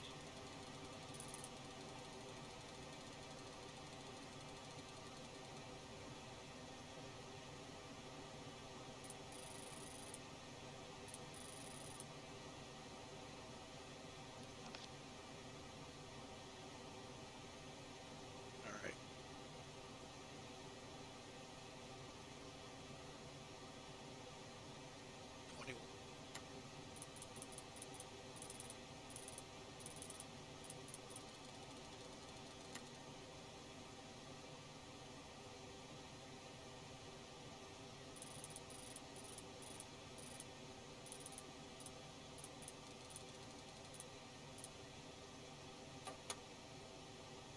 Flaps 1. Flaps 5.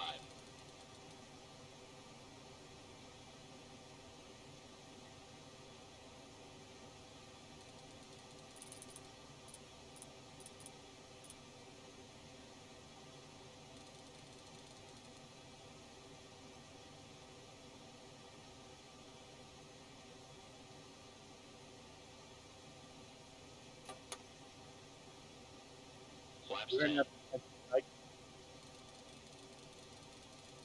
All right, so, all right, folks, we're on glide path. We'll be meandering a little bit and should be coming in here. Hey, we're on glide. Let's try it. Go ILS.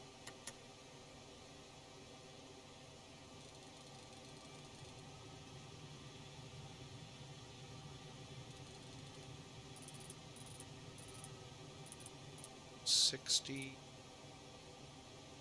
glide path Gear down. coming down. Flaps 20. Got the runway. All right, folks. Now what we've learned, I can't turn that auto throttle switch off. Is it on? Throttles? No. So I don't know where they would turn them off. So we're gonna Gears cut down. Green light. deal. Flaps 20. Flaps 25.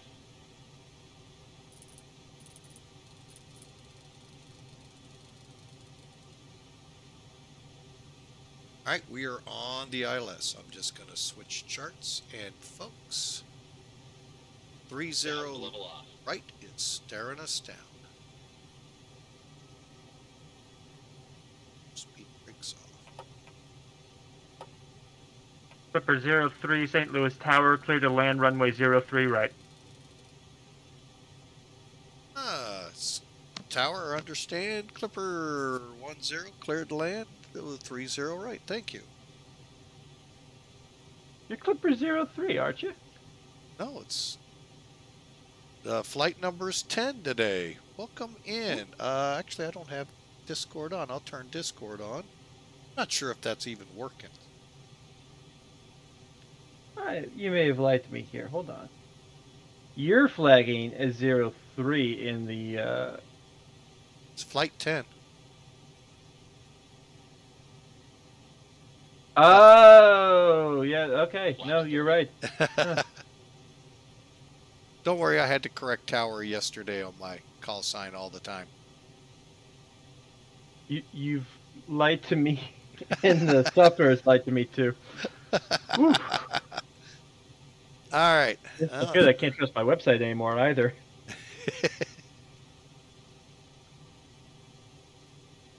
All right, I'm not really sure if they're hearing, but I do have Spaceman on Discord. Not really sure if it's coming across. 1,000. Much to everyone's dismay. I have some news for you after you land. I'll let you figure this out first. We'll get off stream and we'll talk. Won't have much time, but we'll have some. Okay, I'm coming off the autopilot. Autopilot. Oh, it'll be quick. I just want to wait for you to, Crash? Wow, I would say that. All right, here we go. This isn't runway 03, is it? Don't sink. 30 right. Don't 30. sink. A little high, but that's no problem for this plane. Oh, we're getting frame rate issues here too. Yeah, she'll come down hard if you let her. I know. But it floats. We found that out in Kitec. Approaching minimums. Watch your flare. Hey, we're stable as best we'll be with these frame rates. Yeah.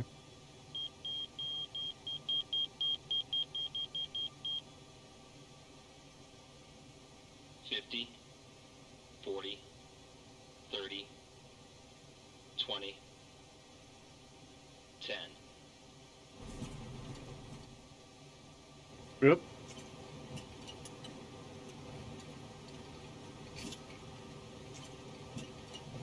And we're It's not really hard to say that wasn't as good as you were going to get it, to be honest. Yeah, we couldn't get the reverse either. Uh-oh. Even on the ground? I'm not even getting brakes. Go around. Put the throttle back on. Not sure what the heck's going on. That's fucking weird.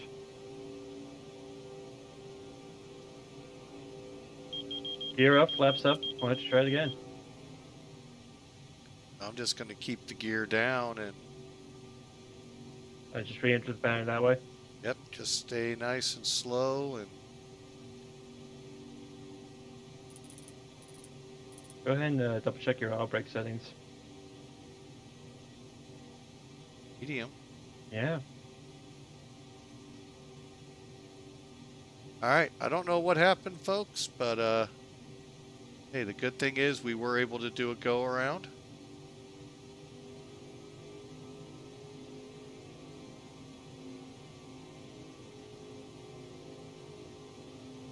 Worst case scenario, we're going to land on the construction runway.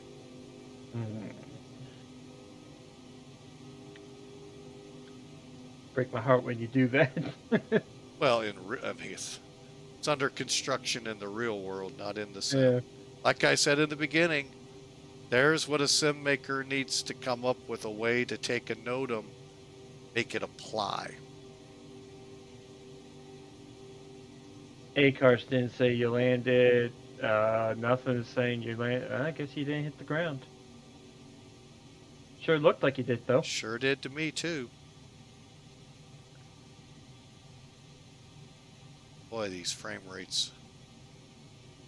How bad Not are they? today. Come on, slow down. Already got a flap issue. So what I wanted to tell you was your promotion has been approved.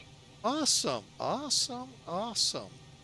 I've been dragging my feet on like doing all the crossing the T's and dotting the I's for it, but you are good to go, and we'll just schedule some time for you to do training, and yeah, we'll get you right on your way with that. Good deal. Look forward to it, as I've been telling you. Yeah, oh yeah. And let's get ready to turn in here.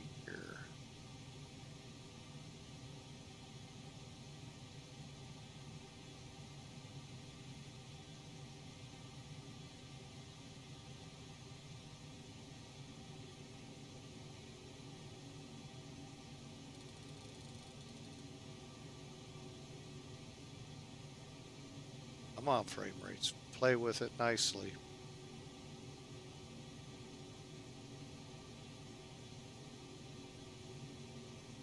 Not going to be able to see.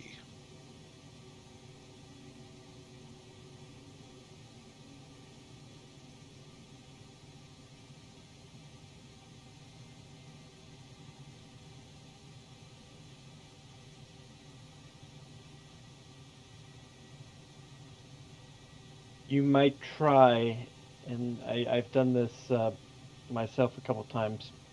If you're having trouble putting her down and she's floating a little bit, on your flare, pull the throttle. That's what I did. Ooh. You're not lined up at all. Yeah. Now we got plenty of room. You scare Ooh, me no, when you we talk don't. like that. No, we don't. Oh, we'll go for the other runway. We got speed. Go around again.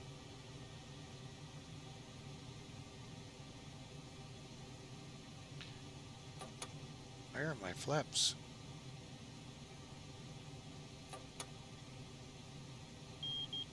Your gear's down. Yeah, but my flaps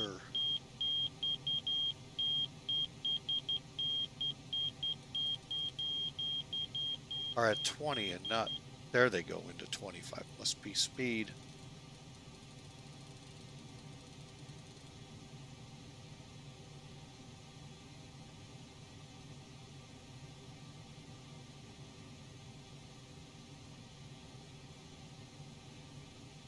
Wherever you're at, take it out past the river and then start turning back in.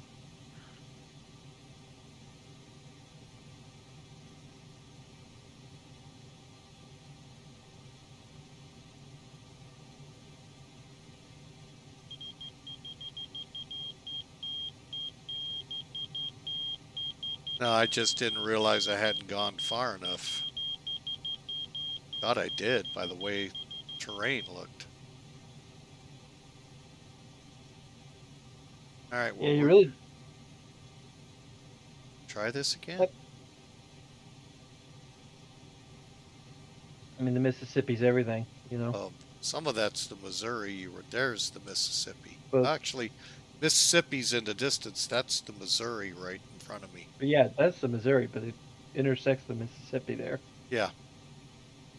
Not far from where my daughter lives. Oh, that's a nice enough area.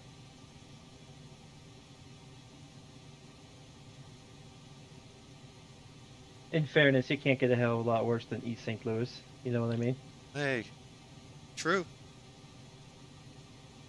Actually, St. Charles County is actually doing quite well. I miss St. Louis County. Just The in county isn't doing as well. Okay, come on. Why have I all of a sudden picked up a lot of speed? I hadn't heard any issues with it. I know Baldwin's getting ready to go under because Baldwin's always ready to go under, you know.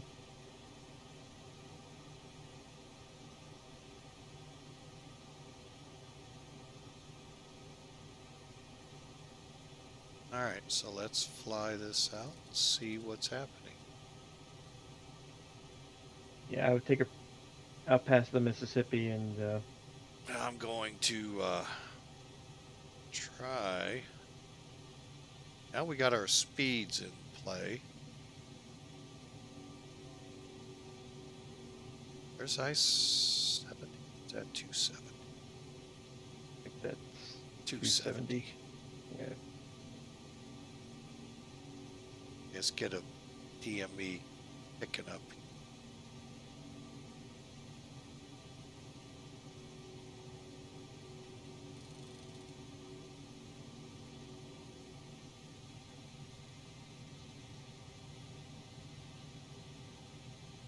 Okay, there's the city.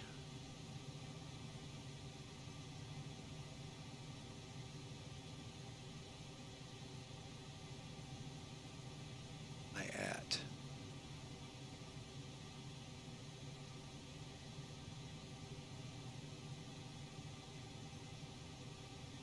That's not the city. The city's over there. So that is 270.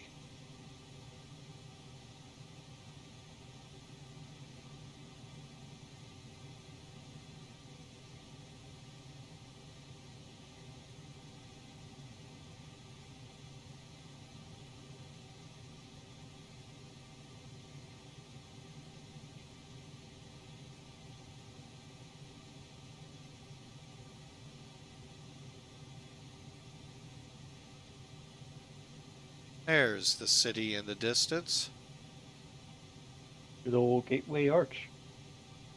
Tough to see in the haze, but believe it or not, She's this there. flight was planned to not be a sunset arrival, folks, but Maybe.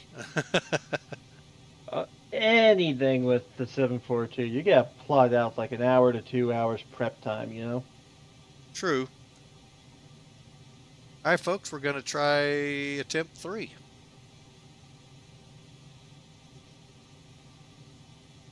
I was supposed to fly out of London Heathrow, I think 2 days ago with the 721, and I got a notification there was a ground stop ordered, so yeah, that didn't happen. All right, here we go, folks. Whichever runway we line up on, we come in.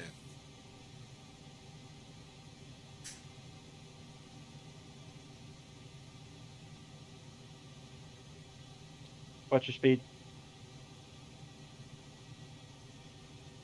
Oh, I don't think I could ever do that again. I tried. Press Roll out left. right on the ILS. Or, well, yeah, that's pretty perfect there. It's 25. Scared to let these things get all the way back. And just do it. It's the only way you're good. Go. Your gear's down, your flaps are down. Gear down, flaps down. We're now full flap. 1,000. Do a little trim here. Back into sweet spot. We're going to try again to land, folks. You're right on the reverses. You're going to come in fast no matter what you do. Well, the problem is, I'm going to do this just to make sure. Not click there. They don't go. 130 is my VREF, so I got a lot of speed to lose. Yeah. Don't sink. Yeah, I think? 500. You know, he says these things because he's worried about you. You're a little high there. Yeah, but I got induced power poles that aren't really there in the real world.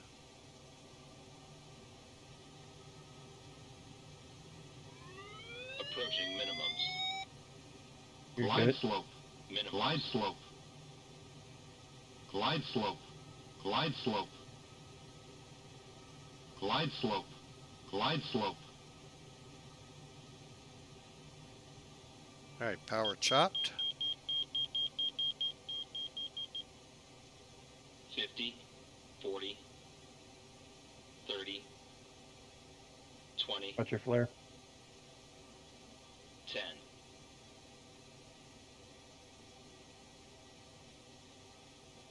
You're floating. Reversers. Check reverse. There they are. So I guess she just never settled last time. Yeah. That bounce must have brought you up and she never really came quite back down.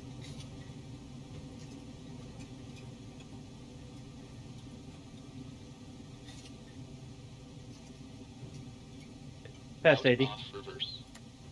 Alt off reverse 60. 60 knots. Auto brake off. Boy, the frame rates. This is that new St. Louis scenery I have in here, and I may have to go back to default and cry. Yeah. Because I like the new one so much. No, well, it's a gorgeous airport.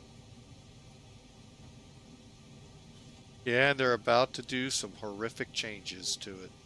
No, what are they doing? They're going to go to get rid of a lot of stuff. All of the historicness, I think, is going to go away. Those big domes. Break my heart sometimes.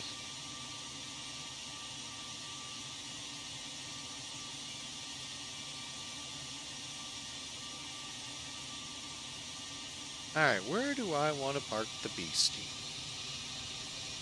Take her over to Terminal 1. I know where today International goes.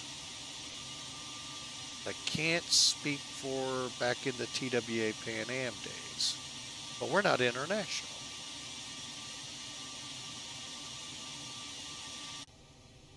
Well, sure, because, this thing wouldn't fly international. I mean, TWA it did. wouldn't fly domestic. I meant it wouldn't fly domestic. Actually, well, yeah, you're right. It would be transcontinental, which really isn't domestic. You wouldn't take.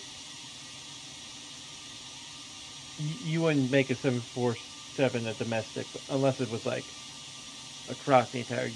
It's not cost effective anything less. After 1979, 80. Prior to it, they did. Deregulation killed that idea.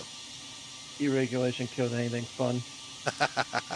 Anyway, folks, welcome to St. Louis. In X-Plane 11, this scenery is just dynamite. Let me see. Oh, it's fixed this time. Last time I came in, the cars were hovering, and I haven't done anything to it, so. X-Plane 11 is one of my favorite airports to fly into. Then BWI. Yeah, this airport, they did a great, StarSim did a good job. All right, we'll play like it is today. I just got to remember which one Lufthansa used. I think it's the middle one.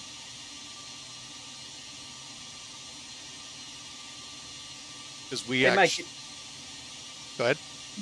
You mind if I make a little airline plug real quick? Like I said, I'm not yet. Go right ahead. Not sure if it's actually getting out on Discord. I don't see the microphone. Huh. But I've been plugging you at the top. Go for it. If you like flying with Mike and want to fly some of these routes yourself, you are more than welcome to join us over at Pan American Virtual, where the gorgeous Flight 10 from JFK to St. Louis can be flown by yourself. It's a real easy setup, and we'd be happy to have you. Awesome. Great having you on here. You watch a Stream Elements video to make sure I got Discord set up right, because I'm going to start bringing it back in. Which one are you? November 7:30. I should have known. The gem of the ocean. It's the only one that was at JFK. No way, really? Man. Yeah, our flight to Baltimore was the gate that Lufthansa would come into when it was their day.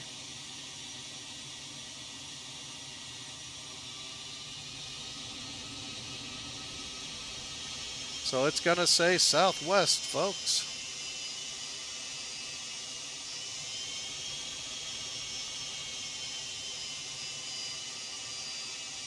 I don't know if we're going to try and make Glasgow happen again, or if we're just going to say screw it and head back to the JFK in the near future.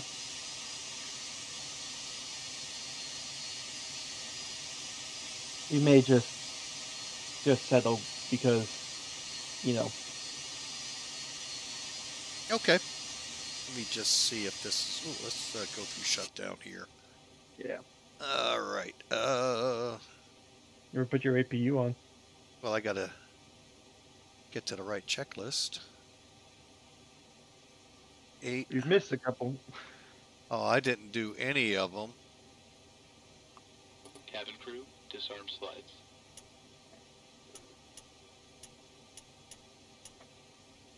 Strobes off. Okay. 9. As the boss indicated, here comes the APU. And we'll do the dump. And we can turn the reserve valves now off. As with the fuel heat.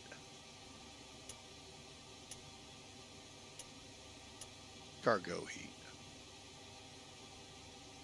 That block plane just keeps getting better and better. Look at that. You had 8,000 each tank to spare. Oh, I overload it.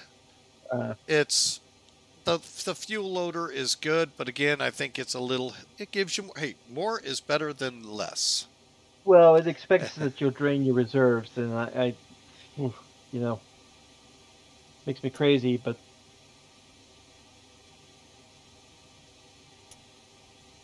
Okay, get the gen up. Then we'll get maintenance working on the slat failure.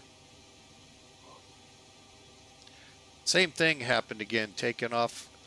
I thought I had them all the way up, but I was on flaps 1. So again, Well, folks, be very careful because it's an easy miss. we can take a quick little look here and see if we're due for a line check on that airframe. All right, so APU's on. Let's get the engines off. He says cautiously.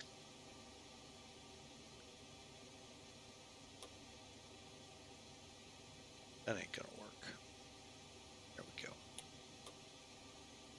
Gem isn't scheduled, but ironically enough, that November 2708, the one Duluth's been taking around the country, that is due for a line check. All right, we should have all the engines spinning down. I'm a little worried about 4. Yep, it's coming. No, it's not. Let me see where he is so I don't strand him. There we go. All right, folks, we are on the ground here in good old St. Louis. After landing checklist. Brake pressure. Check. Body gear steering. Arm. Outer brakes. Oh, I got to turn those off. That is correct. Off. Ignition. Off. Engine and wing anti-ice. Off. Radar and transponder. They're not off. Stand by. Flaps. Up. Spoilers. Down. Stabilizer trim. Hold on. 7 units, okay.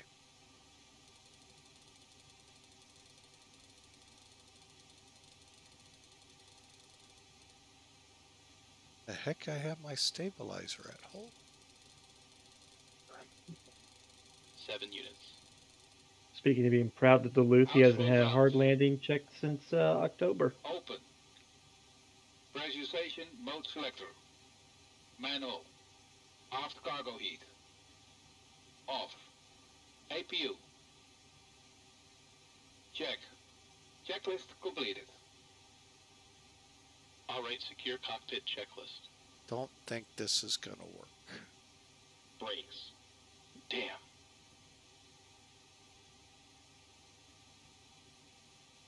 All right, let's see. I set them.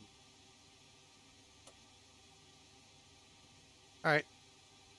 Let's do the little trick here, folks, to get it to do that so I can then file. Then I'll skip. Cockpit to ground. Put the chocks on.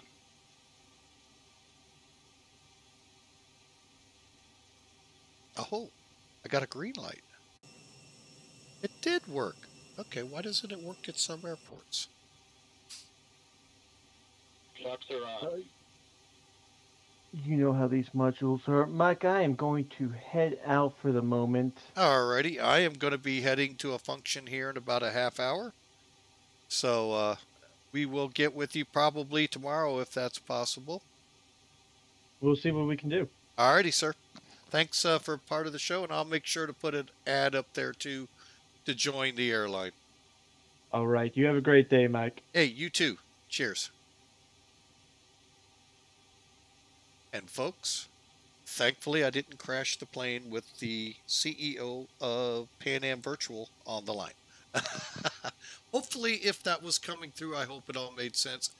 I'm looking at the Discord microphone thing here, and I didn't see it move. So I'm scared you all may not have heard it. So, all right, let me get back to the checklist because this is the fun one. All right, brakes checked. Beacon lights. Not yet. Damn. Off. We have to go Hold on. line. Align. Probe and window heat. Oh, I haven't done that either.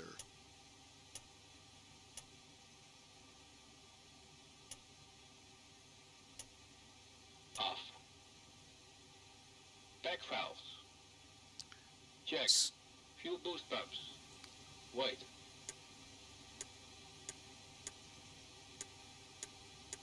Off. Reserve tank valves. Closed. Hydraulic panel. Let's see.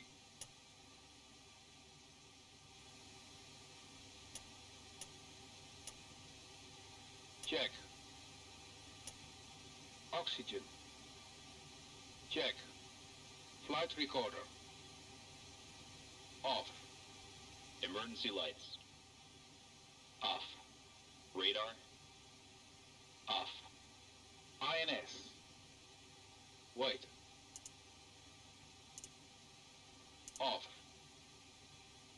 Radio switches. Let's see. Check was completed. All right, folks, there we have it. All right, we made it to St. Louis with 2 go-arounds, mainly because of trying to keep the speed under control, plus we had a flap issue. Let's take a look out there. Oh, yeah, they're still sticking out, the slats. And what I'm going to do is try something. I've never done this part, so go to failures.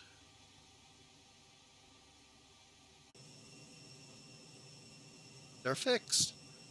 Maintenance put the breaker back in. I don't know what it is, folks. And it's ready for the next flight. How about that? Just can't do it in flight. Wonder why. Can't crawl out in the wing and fix it? Anyway. Alright, so let's get a couple things done here. We are not on VATSIM. We would have been off VATSIM even if you tried. Hang on.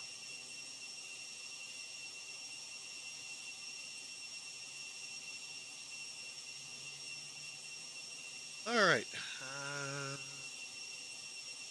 Spot.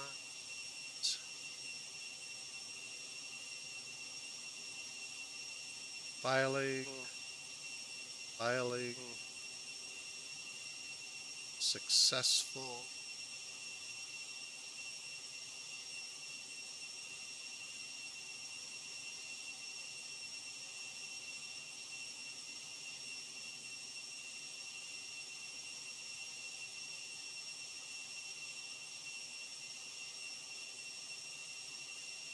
Okay, I'm just trying to find the root here. It's where? There you.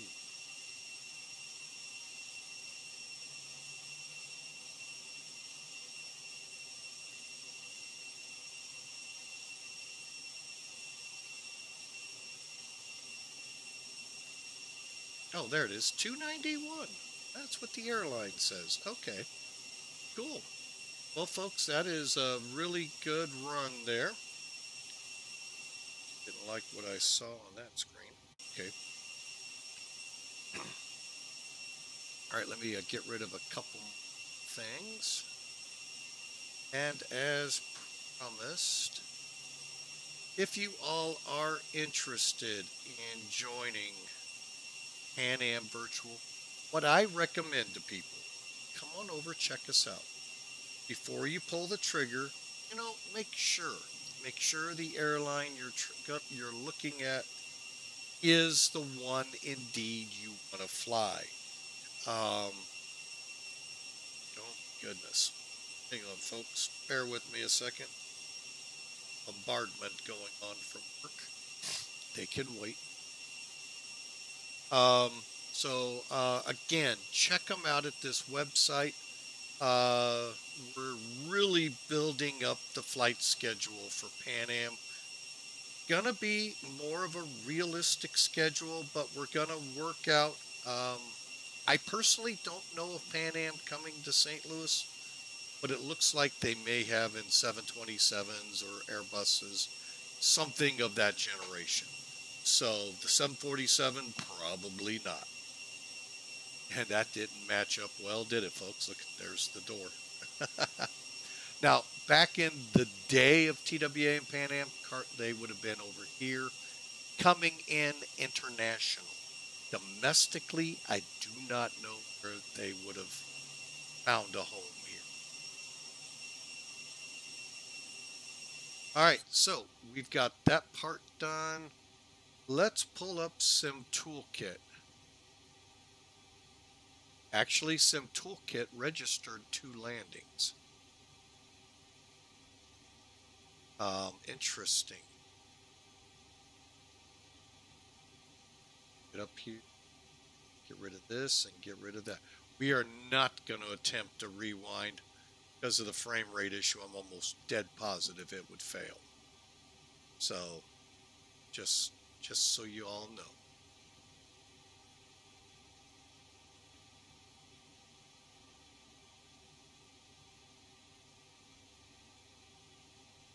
But if Discord was up, you would have heard that I've been promoted over at the VA. Otherwise, if you didn't, I was promoted. So I will promote Pan Am a little more. They are actually a really good airline. Just in they're a new, so they're in that startup phase. So hey, check them out. If it's something you like, folks, they have TWA, oddly enough, considering the two battled each other back in the day. They also have Atlas. That's well, you know, I'll find out here in a second. But also here at Pan Am, we have Atlas, and that's kind of geared for like charter flights for like their DCS squadron. Yes, they have a DCS squadron as well. So if you're into that, let's give them a try. So I've had a lot of problems with DCS in the past, and it's like INS SIVA. I just don't want the headaches. So, all right, so let's get Sim Toolkit up here, shall we? I just realized I was remiss getting a couple things going here and removed. All right, so there you have it. My flight was logged. It's right up here. So let's get in there and see exactly what it shows. View the details. And this is what's always fun to me, is seeing the VA ACAR systems versus Sim Toolkits. Which one takes what value to put to a landing? And it's going to be hard to tell in here, I think, but maybe not. We'll see. Because I think I landed pretty much in the same spot, except for the bunny hop. All right, so we came in 82 feet from the threshold. What's the threshold? Whoa. Oh, okay. They had us lined up for 830 left. I'm like, huh? What's the threshold over here? By the way, this runway in the real world is still closed. They're redoing the whole thing. So anyway, you can see where we landed. All right, so on this runway, here's your visual aiming mark. Just ahead of it, so we're about 2,100 feet down the runway. 2,200. That's not bad, folks. And as I see it, I'm pretty close to that center line. That's kind of wrong. But anyway, I mean, we pretty well hammered that pretty good. And I'll take the 300, whichever one they logged. I wish that I had both of them still up. So, and I don't know how to recall them. So, all right, folks. Well, I am going to go ahead and wrap things up. I do have someplace to be in 25 minutes. And I want to say thank you for being a part of Flying with Mike. Spaceman, thanks for coming aboard. We are going to make sure we get Discord up and running here so that the next time we stream, it's a good chance it'll be running with us. But overall, folks, a great flight. Now, one thing I want to point out here with this scenery is, see if it's visible. I don't think it is in X-Plane 12. Not sure why. But right here, I was kind of following it, and I don't see it. Get back. Okay, right here is what's called Metrolink in St. Louis, our commuter rail, if you will. And the track, single track, no, is it single at that point? Can't remember. No, it's dual at that point, goes to single. Down to the other one, then it goes into dual at the station. Anyway, in the X-Plane 11 version, you can see the train going down here. In X-Plane 12, now I have seen Burlington Northern going down here a couple times, but I haven't seen the Metrolink. And it goes, if memory serves,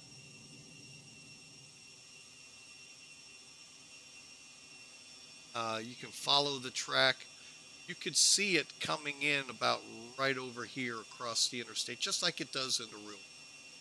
That's the level of detail StarSim did here. So if you're looking for it, folks, head over to the org store. I know for sure everything works great in X-Plane 11 over there. I have yet to hear of X-Plane 12 with this. And if you have it in X-Plane 12 and every piece is working, forget your friend here flying with Mike. He'd love to make this scenery back to what he sees in X-Plane 11. So, but anyway, St. Louis International Airport done phenomenally by StarSim. They also bring you Philadelphia. We've all seen that. Wow, what an interactive, great scenery.